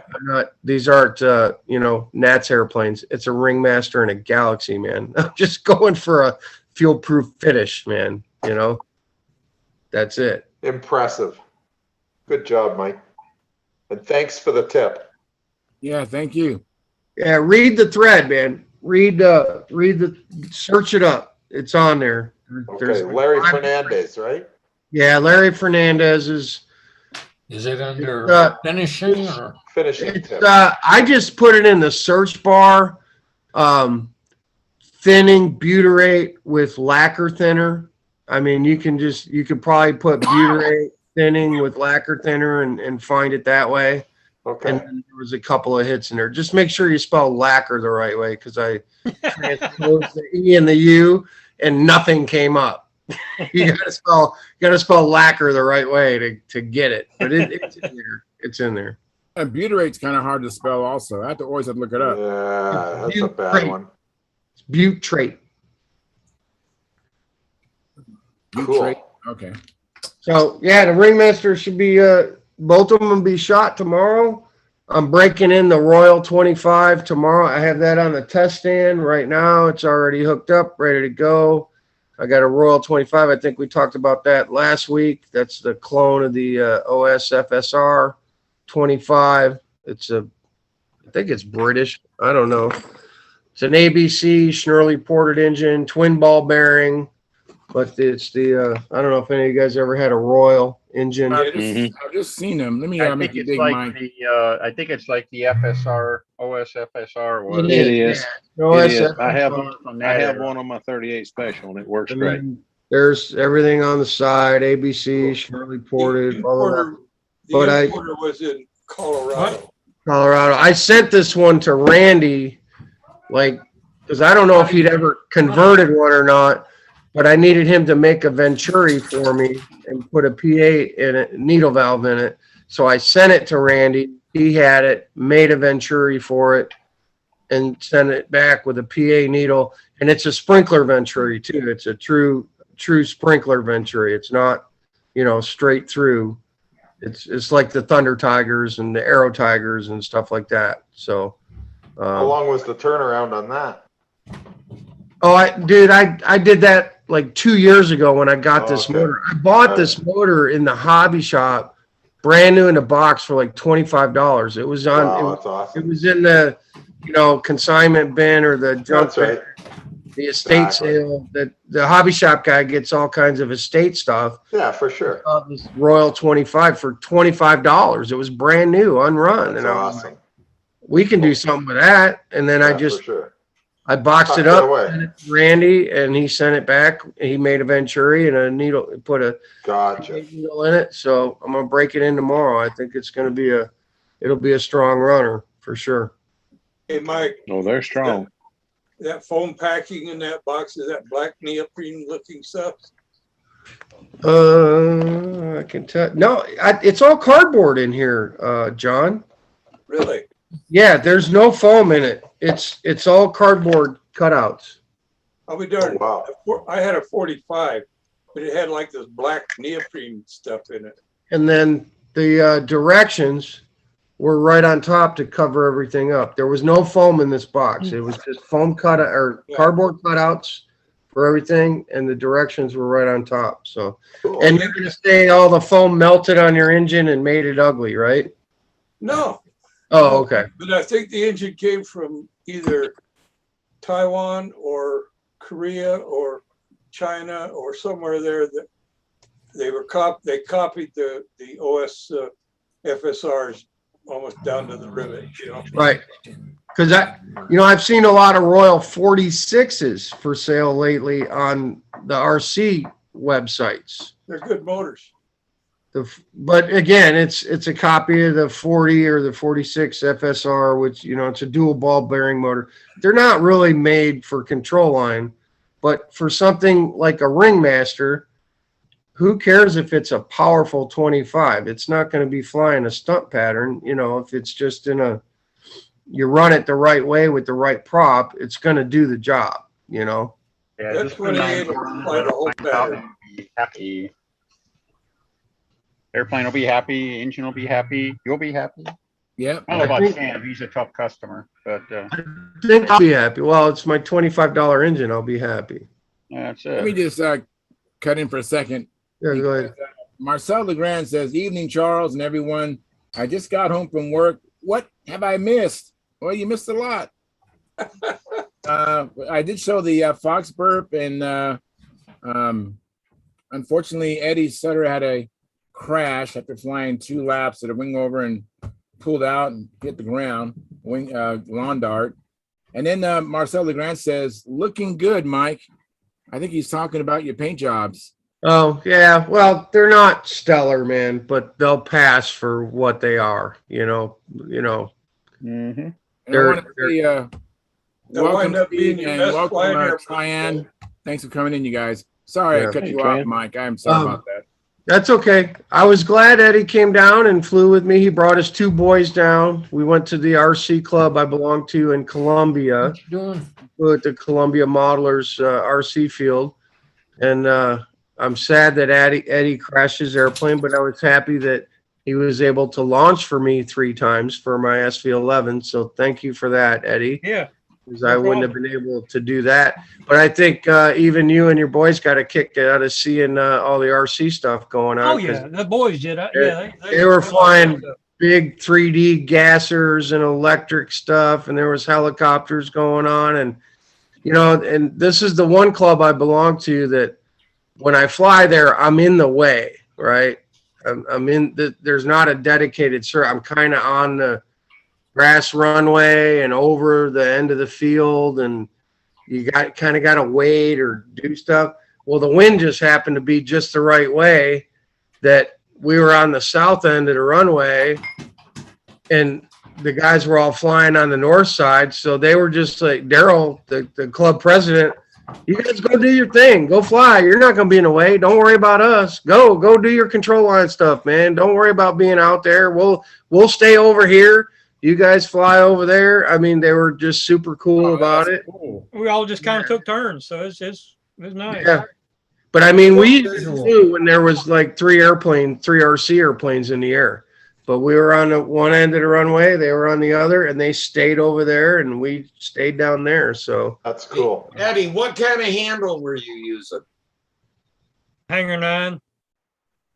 The one with the adjustable screws in it. I can go get it. With a wire? No. no wire. It's got 2 clips. adjustable screws that, Yeah, 2 little clips in the end. Yeah. and it's got knurl nuts on it where you can change the spacing. I've in got it. one of those. Yeah. Yeah, I know the one. mine- And it's a thin handle. Yeah, it's thin. I thought they were good, and I bought them because they were like, $15 or something. But mine, the machining on my knurl nuts was off, so one of them's like all wonky Okay. and doesn't lock real good. Here's what I got to show you about a hard point Yeah, I got handle one of those. or Yeah. one like that is that you got to be really careful because Samantha lost the airplane doing a wing over and it went Really? slack on her. And this thing flipped and pulled like that. She had full up, no down. It could have happened to me. Oh, I know I didn't Right. have any down when I come out of that wing over. The handles we use now, you have to force the bend through the thing. It's not all sloppy like that. And yeah, I mean, we found out the hard way, and what happened, it tore the landing gear and stuff off. It had so much up in it. She was trying to pull down, and it did actually start making the opposite turn out for up, trying to come out as inverted. And at the last second, she hit up and it tore the landing gear and stuff off. And it didn't ruin the plane. Eddie started to come. Eddie started to make the turn. He started to make the turn inverted on the reverse wing over. It was made like a 10 degree coming out, but then it just. It never did commit. But yeah, if that clip got caught going the wrong way. When you lose tension overhead, when your hand's up straight up, that thing can drop and flip. Oh, I see what you're saying, It Steve. may have done that. Yeah, it drops Wow. and flips and hangs up and gives you up, and it depends on how far it's slid down in there, how much up it's giving you, and cancels out your down. Oh, yeah. If it's You know loose, what? yeah, and you I lose had this a- happen to me, and I didn't know it till now. My chipmunk, I went and did some loops with it one day, and it did 3 loops, and then it kept looping, even though I was doing nothing, and I couldn't figure out why. And then it straightened itself out, and I never knew what happened. I bet that's what happened. Yeah, you got to be. I mean, that's why if you look at we use Smith handles now, and you have to work. I mean, you have to work that through that hole. It's small enough; it's not all floppy. The other way you can do it is put rubber tubing over the clips so that they can't slide up. That's I was it. going to do that. And then Rubber bands or rubber yeah, tubing, either and then one. the other thing is that it can do this. It Yeah. can flip back on you and come Yeah, up and yeah, get caught. But yeah, you got to be careful with these that they don't flip back. If you lose, especially up high, If you lose tension, tension, and that's what happened with mine. It was can at the really top of a hurt loop. you. All right, and Dennis, this is the P40 I got from you at Brodax. Sorry, Dennis. Yeah, so it's the one I got from you. I don't know, Sam and I put like 40 flights on it or something, and then Eddie got it. I got 6 out of it. I don't think the control horn came off on it. No. I'm more inclined to think what Steve is saying. Yeah, it that's probably what happened. It was a handle issue. Yeah. That was a good lesson for all of us. And I don't think it wasn't a bell crank or a lead out issue, because Dennis, whoever you got the airplane from, replaced the bell crank, replaced the lead outs. That was all done.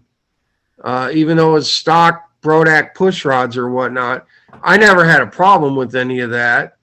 And when it was apart, I looked at the bell crank and the lead outs, and they were well done. I mean, after Eddie broke it. I would bet you it was a clip. It was either the clip on the handle, or when things went slack overhead, the clips from right at the wing hook. Yeah, I can believe I'm that. going to lean toward the handle because Yeah, I bet there's a handle, and you got to keep them clips from being able to spin. Yeah, Charles. I think I'll put some rubber bands on mine. I've been watching Winnie Yanowski videos, and he always has that tubing Yeah, over that's why he's got it. clips. Exactly. And I've always been trying to find something suitable, which is soft and pliable, but I haven't found any of that. You know what that is? It's combat bladder tubing. Is that what it is? Yeah, Okay, that's what it is. Combat bladder tubing. Right here, brother. There it is. See? Right here. Every airplane Sam and I fly has this at the handle end. Because not only does it keep everything clean, it doesn't penalize you in any way. This is a CAS handle, it's not a hard point, but I do this just to keep from the handle to the lines and the clip. And then there's also a good visible indicator of where your handle is on the ground. I use the orange or the high vis green bladder. This is just a 1/4 inch bladder tubing that I get from Phil Cartier. Phil Cartier, okay. But the lines and the clips stay right where they're put. They always stay exactly where they're at. And there's no penalty. I mean, there's absolutely no penalty to anything you're doing in your flying by doing this. You could also use the surgical tubing for slingshots, couldn't you? Sure you could. Yeah, Have so- anything that'll slide over and that'll move out of the way easily. You got to, it takes a little effort to slide this down. But for us, we keep our handles and our lines for our airplanes on one reel. So we never disconnect them once they're on. I do the same thing. Yeah, we got a handle, we got lines. They're for one airplane. Yeah. For every One thing is that we tried fuel tubing, which works, but it Too small. Too small. It pinches the clip to where it springs the one end out. Yeah, no good. Guys, you I can haven't buy. found anything suitable, but so it's the Cartier. Charles, tubing. you don't need to order any, Charles. You don't need to order any. Look, I got like 3 feet right here, and this is old bladder tubing that's too old to make bladders out of because it's old and worn out. And this is what I use for my handles. I will bring you some to Las Vegas. Sounds good. Wait I a minute. got, You're going to be competing with them, and you're going to bring them bladder tubing? Mike. well, it's only $30 a foot, Dennis. Well, Oh, well. probably Mike is gonna lock him in a porta potty before he gets trained. official flight or something. All right. Only $30 a Balances foot, out. Charles. All righty. I'll But take no, your and I got some green, I got some yellow. Here's the thing, this stuff, it will last if you got it in a bag, in a cupboard somewhere, but it won't last 5 years that way. Bladder tubing's only gonna last you 2 years tops, even if it's brand new and stored properly. It breaks down over Breaks time. down. Yeah. And then this looks great, but if I make bladders out of this, it's It would either blow. low pressure or they break all the time. Yeah. So once I know that I'm breaking bladders all the time, it It's becomes gone. material or something else, Okay. Yeah, go ahead, Phil. Thank you for waiting. If you have a surgical supply store anywhere close to you, Yeah. that stuff is surgical tubing. It's the Yes. same stuff. We use the heavy wall stuff for high starts for RC sailplane. Yeah. Yeah. But if you get the thin wall stuff, it'll do exactly what it's what Mike's got there. And it comes in Okay. red, green, yellow. I've only seen clear once, but I have seen clear. And there's another color, but I can't for the life of me think of what it is. I hooked Tryon up with some last year at King Orange, didn't I? Or somewhere. Tryon, didn't I Yeah. give you? Are you still using it? Well, I used it, but I think I changed the handle after that. Okay. Yeah, it was on the other handle. And I think I put way too much. I mean, all I needed just to Right. go over the clip. You over just there. need enough to cover the eyelet, and the clip. I mean, Yeah, that's it. Yeah. Mhm. that's You all you need need. about 3 inches. That's about Yeah. it. I would think that putting that even on a hard point handle, just putting it over the clip and the line Yeah. And blooding it up. to Yeah. neutralize or overcome what Steve was talking about. That would Yeah, that's Sure. what I'm thinking. That's I'll the one have to some get on some. mine next time I fly. Me too. I don't Well, want I to was lose an gonna- airplane. My idea was, and I can't find small enough tubing, was just to slide it, open the clip, slide it over each way, then bring that down towards the handle. McMaster Car has every size of tubing that any man could ever want, ever. Then you could, cut little 1/4-inch pieces and just slide it on there, and that would keep that from falling. Oh, I follow you. Yeah. I know. what you're saying. McMaster Car has it, Steve. If you Oh, if do you they? ever looked at latex tubing from McMaster Car, oh my okay. god, dude, they've got everything from like 1/16 of an inch and made out of 5 different materials, up to like 3/4 inch made out of 5 different rubber, latex, whatever, neoprene materials. But And yeah, that- I just wanted to let Eddie know that, that's something to watch out for, because we didn't lose the airplane, ripped the landing gear off and broke the tail wheel off and stuff like that. But A hard lesson to learn, but it's a good one to learn. It Yeah. is. Yeah, really. Yeah, I felt so bad for Eddie. We came back to the house, and then we came in the shop because we didn't come in my shop before we went flying. We kind of just got in the truck and went flying after we came back, and we were in the shop. And Eddie and his boys came in and were just looking at all this stuff. And I kept looking up on the wall. I felt so bad. I kept looking on the wall, going, "God, what airplane can I give him?" I wanted to give him another airplane. No. I did, Eddie. I was up there looking. I was like, what can I give you to take home? Because I felt bad because you got the P-40 from me and you broke it. And I didn't know if it was an airplane or a hey, handle. Eddie, I hope you learned the lesson of don't crash far away from home, because then you got that long ride back. when you're Yeah. thinking about it. Well, Do it- It's hard do to it at hang your head and home drive at the field when same you only time. got 10 minutes to get home. It's like I say, if it had been the last flight of the day, it would have been okay. But first flight, hell, I didn't make 3 laps with that thing and it went down. And it was running good too. It was running good. The airplane was Yeah. running good. It was, you know, And it everything was flopped over good. the first turn and it went. Well, and then all the RC guys, you know, there's about 10 of them there, I guess. Yeah. And they all had their shade tents set up, and they were like 50 yards away from us. And they were watching when I flew, you know, they were watching. And then Eddie goes up for a flight, and you just hear this big, giant, oh, you know, Yeah, exactly. oh, and then, you know, Carlo wandered over, and what happened? What happened? You know, Yeah. what happened with the control line plane? Yeah. Well, Guys, I let was me thinking catch about on something. on the chat box. Go ahead, Tryon. You haven't spoken yet once. No, I was thinking about just like for that situation to even take place, you know, just something terribly wrong in the trim of the plane, I think so. Because normally in level flight, you're just pulling about 3 Gs roughly, right? Even when you come over the head in knife edge, you have like 2 Gs over there, right? So 2 times the pull of the plane. So if you tell me there's not enough line tension to keep your lines straight and the clips in position, stuff like that, that tells me like something is not adding up, or just you're losing an incredible amount of speed somewhere. I don't know, just so you know. You could lose it if you did it in the wrong part of the circle. With the, Yeah, sometimes the that's plane the- just goes loose on the top.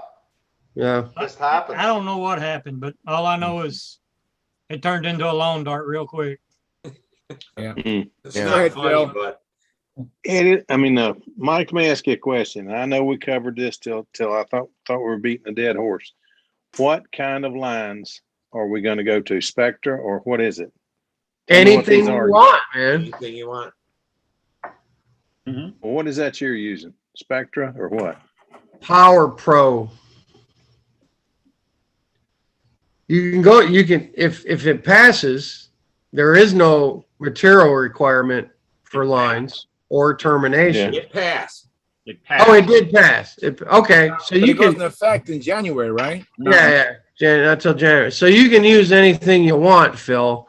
What I would recommend, what I would recommend if you want to use Spectra line is Power Pro brand. I will show you the label. Mike, are you using that in your 60 size ship? Not yet. I feel. We showed how to tie that knot again. Okay, here we that's go. what I thought it Power was. Pro. There you go. All right, we got 2 There it images is. of it. Let me get you, Mike. Go ahead, Eddie's one.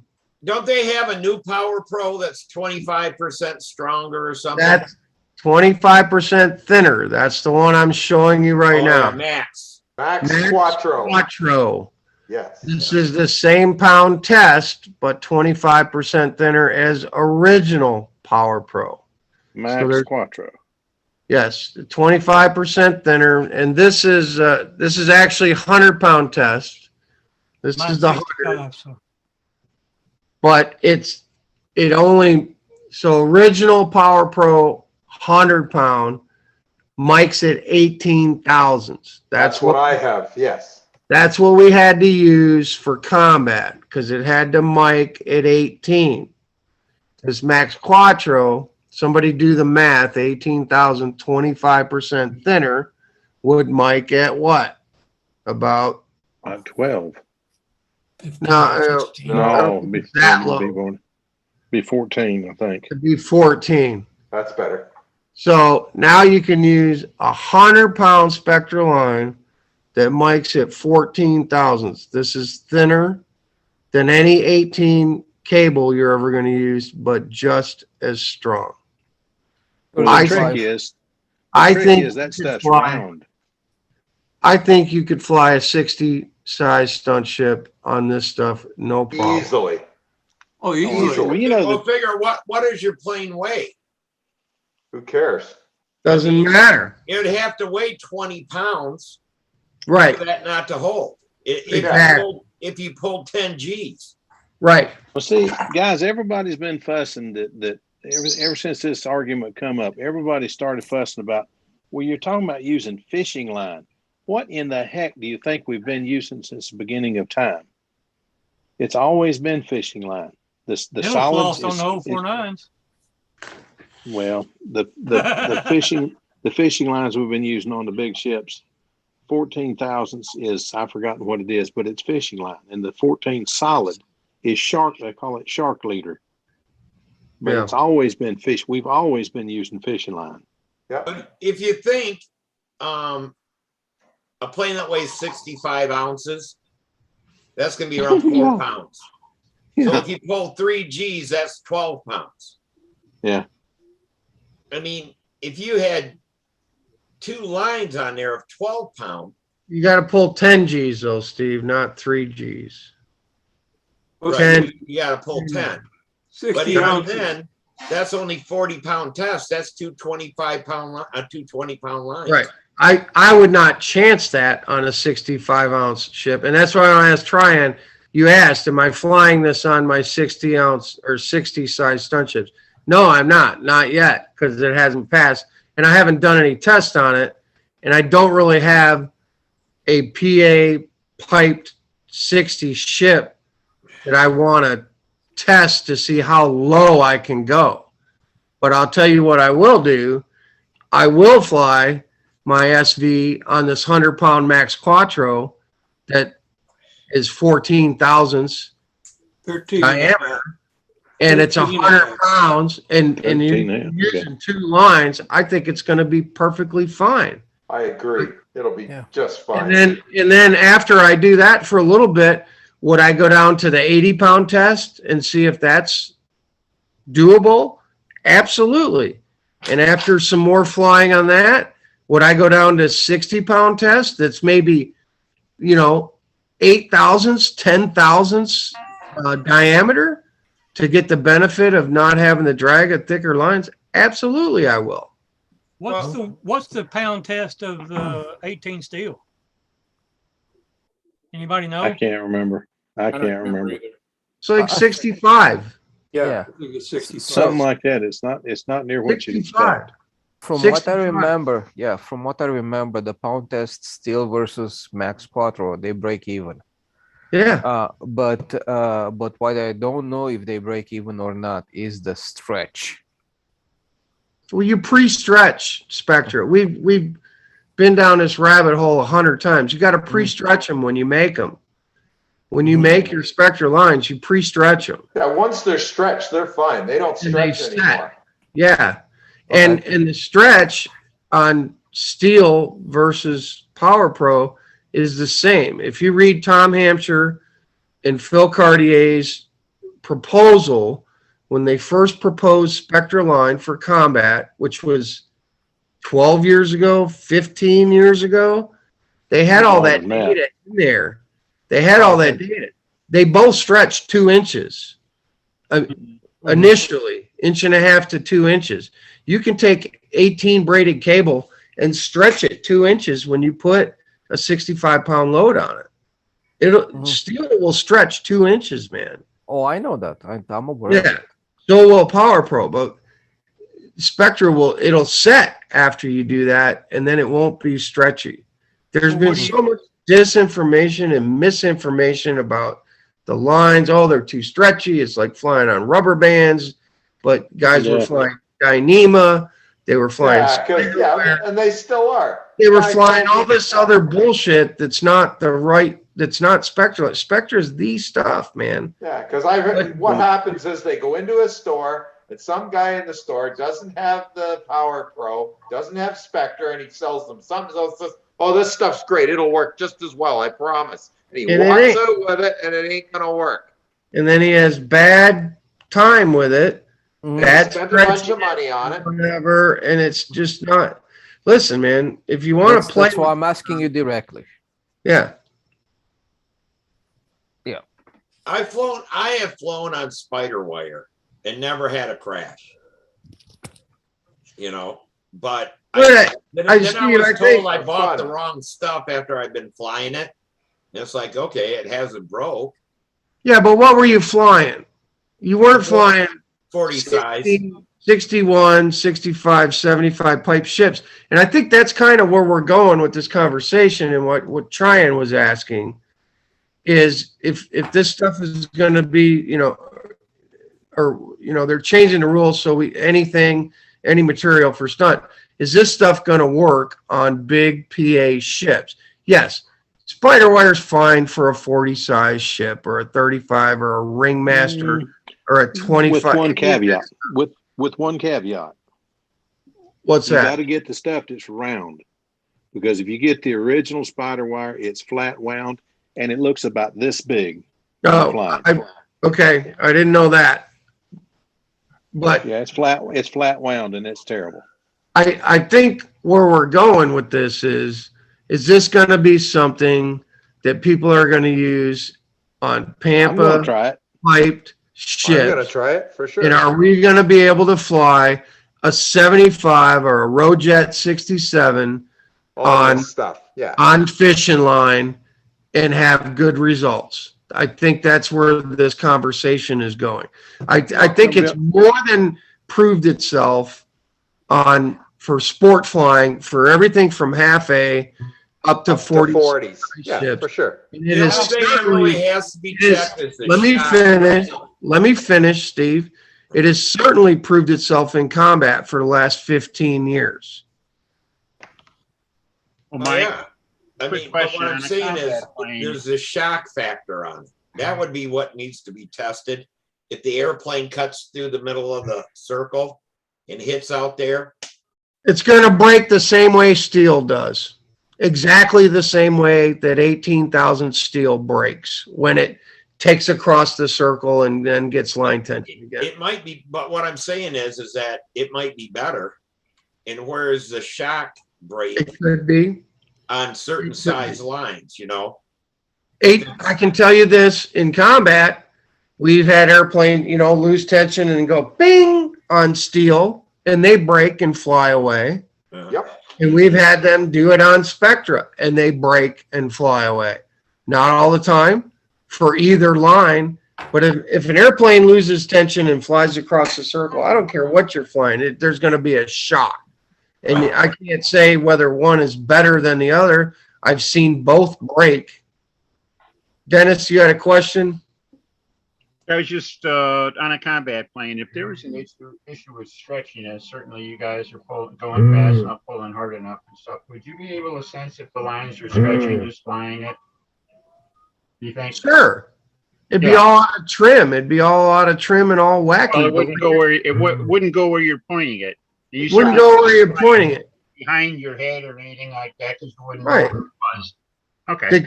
The key is to you gotta just pre-stretch them. You bing them, man. Steve, you told me that Dick does that with his Spectre line. when we were first using it, Yeah. Well, okay. it was And the the other same thing, thing. as far as You can feel the stretch in it. But across once the circle and shock on the other end. An 018 steel line is good for basically 55 pounds. Now, if you're going to hit that shock load, would you rather have a 55-pound line or a 100-pound line? I'd rather have a 100-pound line if it was the same diameter or less. Well, the reason they specified the 100-pound line for combat was because it was physically the same dimensions as the 018 steel. At the time, It needed 100-pound, but No. it was physically the same size. it had to be the same nominal line diameter. That was the reason they said you had to fly on 100-pound line, because it had, at the time, the only Power Pro available was original, which was that's what Mike did 18,000. So they said you got to fly on 100-pound Power Pro because it was 18,000 to be legal. Right. Makes sense. That makes sense. But now they have a Power Pro that is 14,000s that's still 100 pounds. 13 and a half. How do you go about stretching? It's stunt speeds. I don't think the line diameter is going to, that's not going to be what wins it for me. It's just the fact that it's so slippery and it's so light. I think that's going to be the payoff. I think you get in kind of a diminishing returns on the line speed. And hell, we're only going 60 miles an hour. I don't know how much line drag really comes into play. So I don't know either, Dennis, but I think there's some intriguing things to be found out. Yeah. I think there's some intriguing things to be found out by using this on PA stunt ships. And I Yeah. think What I'm only time is going to tell. And the only other thing I'll add to this conversation is Phil Cartier has been, and he's the only one I know that's done it. I won't do it, but he flies Nelson 36 fast ships on Spectra lines. Mhm. Now, these are 125-mile-an-hour monsters in combat. And he's The never, answer or a question of why not? You know, you're flying on stronger line than what the steel lines are. Well, think about it. It could even be stronger, and I'll tell you why. Because what do you think happens the first time you have a match in combat? You get a little bit of damage to the lines when you twist them up or ball them up. But unless it's fairly bad, you're still going to use them again. So now they're even weaker than they were when they were fresh. The Spectre probably isn't. It doesn't kink. no. That's true. I think true. what it's going to come down to is that there's going to be a camp that likes to use Spectra lines, and the other camp is going to be using those 4-strand, the Russian lines. Right. Brass lines. You know, the hardcore is going to keep with that. And they might see if they can cheat down to the 014 size instead of the 016 and a half or whatever it is. Right. And still get away with it. But there's also a cost savings, Dennis. Oh, well, yeah. What are you gonna do? It doesn't matter. Exactly. Yeah. What are the Russian lines? $25 a set plus shipping. They're not really that bad when you come right down to it. They're not exotic, certainly. Well, no, but they're $25 a set on Amazon, right? Yeah, well, Yeah, you can. bucks will buy you 150 yards of almost any Spectra, you know? There you go. How many sets of lines you gonna make out of that? I paid $50 for 65-pound, 500 yards. I'll tell you what I did that I'm looking into also is I was making up some lines. I made a setup for my brother, and I had 2 shades of green. I had the light green, high vis green. I had the dark green, and I was down to like one. I could only make one line out of the light green. So I made the other line, same material, dark green. Yeah. So I don't imagine a lot of people are messing with that, but I would think that would be a nice little thing to have in the, just another, arrow in the quiver, if you will. It's like, okay, I can color code my lines and everything. Yes. Yeah, you can do one high vis yellow and you can do one white because they sell white. White and No, green. they sell red and all kinds of colors. What I'm really counting on is I'm still flying my Mythbuster. If the people who haven't seen it, it's covered in circus pink. All right. Guess what color lines I'm going to put it on? Pink. Pink. I can get there from here, pal. Yeah. I mean, But you're gonna have to get some pink sneakers to. I can get pink Spectra. I found it on some fishing stores. I've also found it on Amazon and everything like that. You can get there from here. Cool. I think so. Yeah, Hey, they got all kinds of Dennis, different colors. Dennis, show us how to tie that knot, man. I forget. I thought that was your job, Mike. I forget how, man. Show us how to tie the double loop knot, man. How do y'all go about stretching? You stretching your line. It's double loop knot. Is that fishing knot? All right. Let me make you big, Dennis. Hang on a second. Now keep it small. Oh, wait a minute. I think my mommy's calling me. I'll take it Friday, all right? That's funny. All right. You guys aren't going to let me get away with it. Wait a minute. You got to hold it up by your face, otherwise we can't see it. That's exactly right. Oh, okay. Oh, he's doing a test run. Visualize it. He's doing a test run down there out of camera. Run first. Okay, yeah. So you did. Okay. Well, that's not the double. That's not the double looped end, though, Dennis. That's right. You just did the single looped end. Well, I want to I don't know how I did that. Yeah. All right, here we go. Double loop. Higher. Higher. He's gonna do it first. You can't see it. Yeah. He has to see it. He's got to get it 3 feet from his body. What's up? Don't give up. Mike, I think I'm going to lose. Why is that? Can't remember. CRS. Yeah. There you go. You got a double loop. Now just make your modified surgeon's knot with that. Yeah. It's the same. Trying to do that. You gotta Trouble have a lot using his longer corners. need- I don't always You end up need using more his material. corners You to do need it. more material to do it. Yeah, you got to have a lot more material on the tag end to be able to do it. There you go. But if you make your mark, then you can follow your mark and get it Yeah. where you need it. You just need more material on the tag end. What I don't know, Mike, do you know a way to tie the surgeon knot and put a eyelet in it? I would never do that. Why would you want an eyelet? You don't need it Because on. if I have it on a handle. There you go. line set with a There you go. hard point handle, and I'm switching out line clips. I'd rather switch out line clips into an eyelet rather than doing it on the bare. I would not recommend using an eyelet or anything. Those two loops are going to be stronger than anything you need. And you can put those in and out of line clips all day long. Yeah. Yep. Listen, Mind you, we don't. It's not like we change line clips a lot or anything like that. You do it until it's set, and then that's that. But the other thing I think I'm looking into is I've been really good, really successful so far at tying them to the right length. Yeah. But with a custom clip bender, I'm going to take it a step farther. I'm going to fit every set that I make. I'm going to fit up with one end.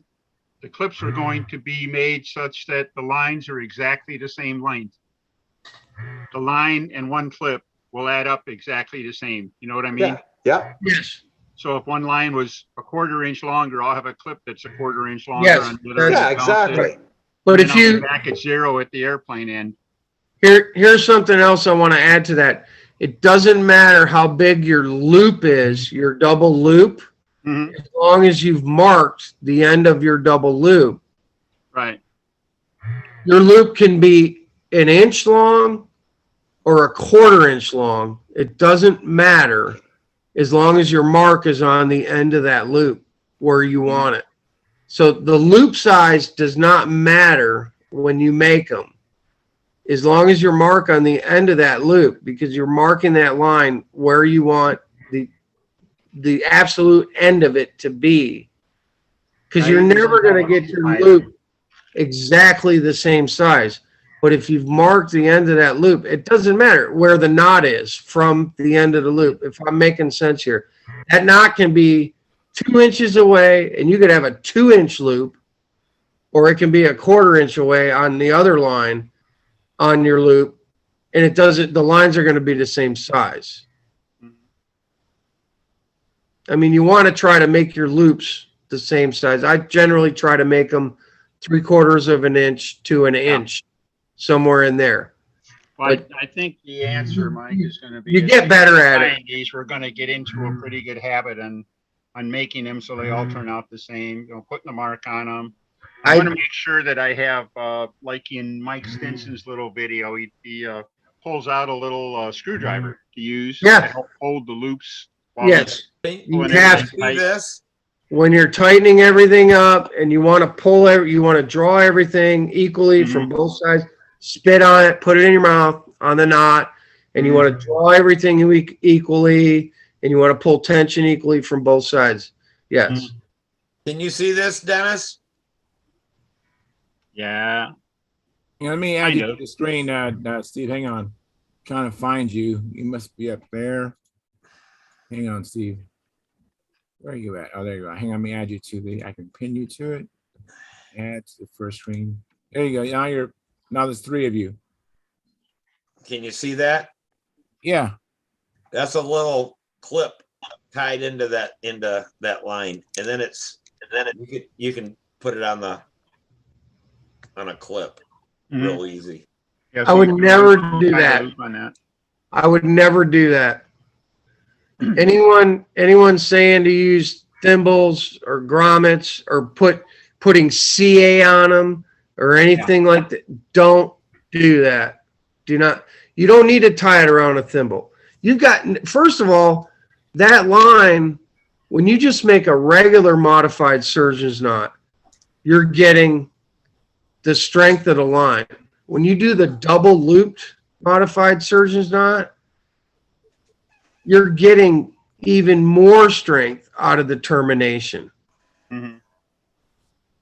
Yeah, I think you go from something, I think it's like 75% of line strength with a single loop to like 95% or 98%. Exactly. You're It's getting ridiculous, all right?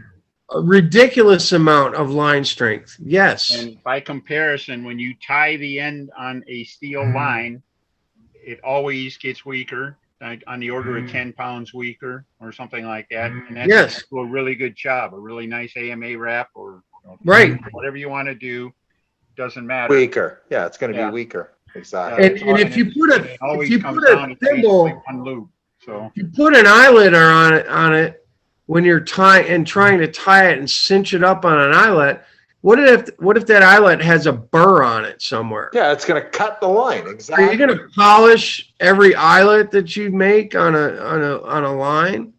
Now you do. You need to look at your line clips. You do need to. We use scissors clips now exclusively, but we have used them with slide clips. You know, the old slide clips. That's what But mine you are got to on. make sure there's no burrs on them too. Yeah, You got to deburr your clips. You should look at your clips anyway and make sure there's no burrs on them.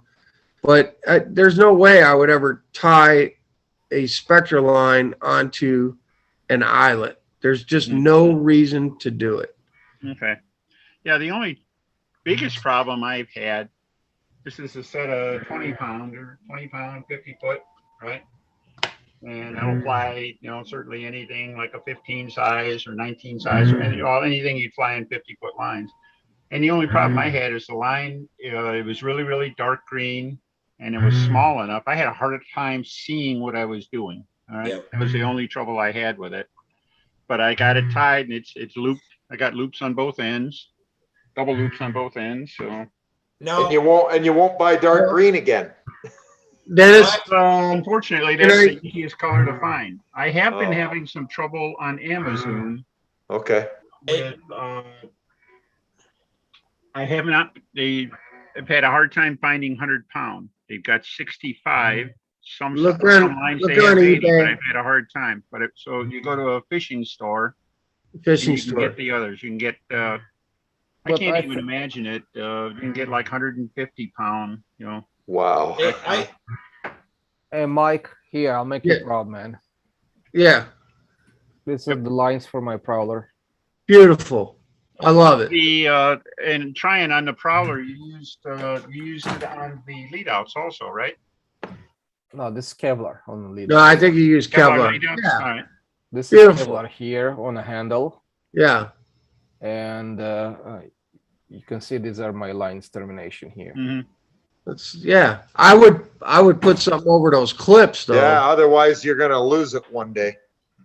Yeah, I have had Spectra lines slip through the clip, But it could. Yeah, it that's can. what I'm afraid of. Put something over it and it won't. Yeah, put some rubber, put some of that combat stuff over them. Yeah, Hey, but Dennis. these are the first Spectra line set that I ever made. So that's that. I got a question for Dennis on the rules. Now, if you can use anything now as long as you can pass the full test. Yeah. Can you double clip a line? That doesn't change. So I don't think you could. Oh, okay. Because I don't understand why you can't double clip. Yeah, I don't fully understand it, but that's always been there, and that wasn't in any way, shape, or form affected by the proposal. The proposal is strictly line type, material, size, replacing it with simply a full test requirement. And termination, too, Connect double clips was not part of that. And termination, no requirement for the type of termination either, right? It does not say so. They can't tell you how to terminate a line. There isn't anything in the rule that says that you have to use a half surgeon's knot or a uniknot or eyelets or if you're making steel lines. And that applies to steel or Spectra too. Right, because I was using go for it, baby. I was using on Spectra lines the double knot going through a clip and then hooking it on another clip. It made it really easy. Oh, I wouldn't do 2 clips. Why would you do 2 clips? It makes it easy to connect them. Like Connect Dennis what? said, people that have a hard time seeing up close, trying to get that really thin thread into your clip. Are you going, Phil? It shouldn't be a problem, you Oh, know. you're Just muted, Phil. Are you leaving? you take the termination of the lines and just push it down like that, then they're gonna open up.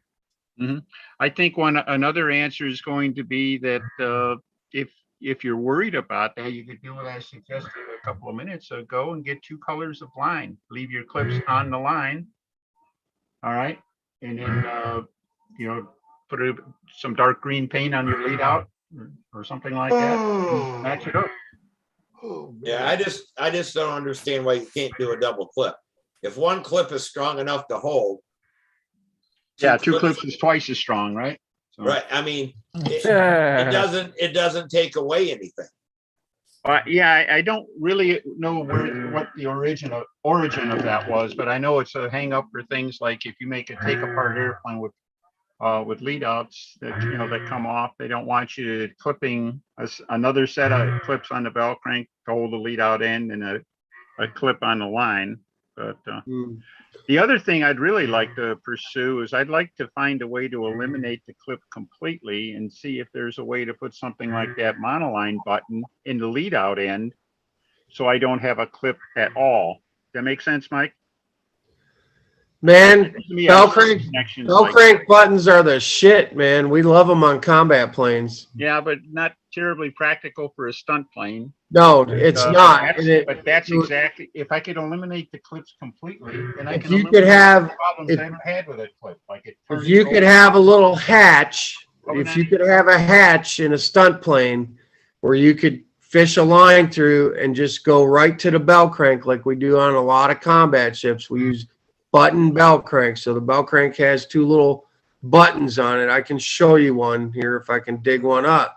But your lines go directly to the bell crank. There are no lead outs at all. None. Yeah, I have one of those planes. I have one like that. But trying to feed the lines through the wing on a nice stunt ship could be tough. It could be, but listen, man, we're smart guys. There's someone here that could figure that out, man, and make a tool that could feed that line down and beep right on the bell crank. Somebody could do it. But before I forget, I want to say something to Dennis. Dennis, when I'm making my Spectre lines, I got a nail in a big 2x6 that I lay on the ground. Before I leave the shop, I have 2 spools of Spectra. I have 2. And I sit right here at the bench and I make my double loop surgeon knot on one spool. I make my double ended surgeon knot on the other spool. I take both spools out. I put them on my nail. I run them out down my driveway with my tape measure. And then I make my marks. And then I do the other end down there. Mm-hmm. I believe that completely. That's absolutely 2 spools of the same line. Yeah, that's what I do too. 2 spools. Make one end here, then run them out and make the other ends down there on the driveway. You don't pre-stretch before you tie, Mike? No, not before I tie. I stretch them after I tie. Okay, the question I have for you, Mike, is that to what poundage do you stretch them? To whatever is on a box? So if it's 100, you pre-stretch it to 100 or to what? Well, if Sam's here, he just stands on the board, and then I get on the other end with a handle on it, and I pull as hard as I can. I mean, we're doing the best we can with what we got. Well, that's all 75 pounds of Sam, right? So now he's 95 now. He's 95. All right. But still, you got to overcome friction and stuff like that too. So yeah. Listen, it's enough that it hasn't been an issue, and I will be the first one to. After, let's see, we got King Orange coming up, right? So I'll fly on steel till King Orange. After that, I'll make up some Spectre lines, and this winter I will fly my SV11 on varying sizes of Spectre line until, how about this? Until I lose it. I'll find out how low can you go. Because I got 2 more on the shelf, so I don't really give a shit. It's not worth Nah, losing don't a do that. plane over What it. is That's it, just silly. Charles? Well, no, dude, Oh, come on. all the covering's falling off it anyway, Len. It's a Brodak I bird, guess.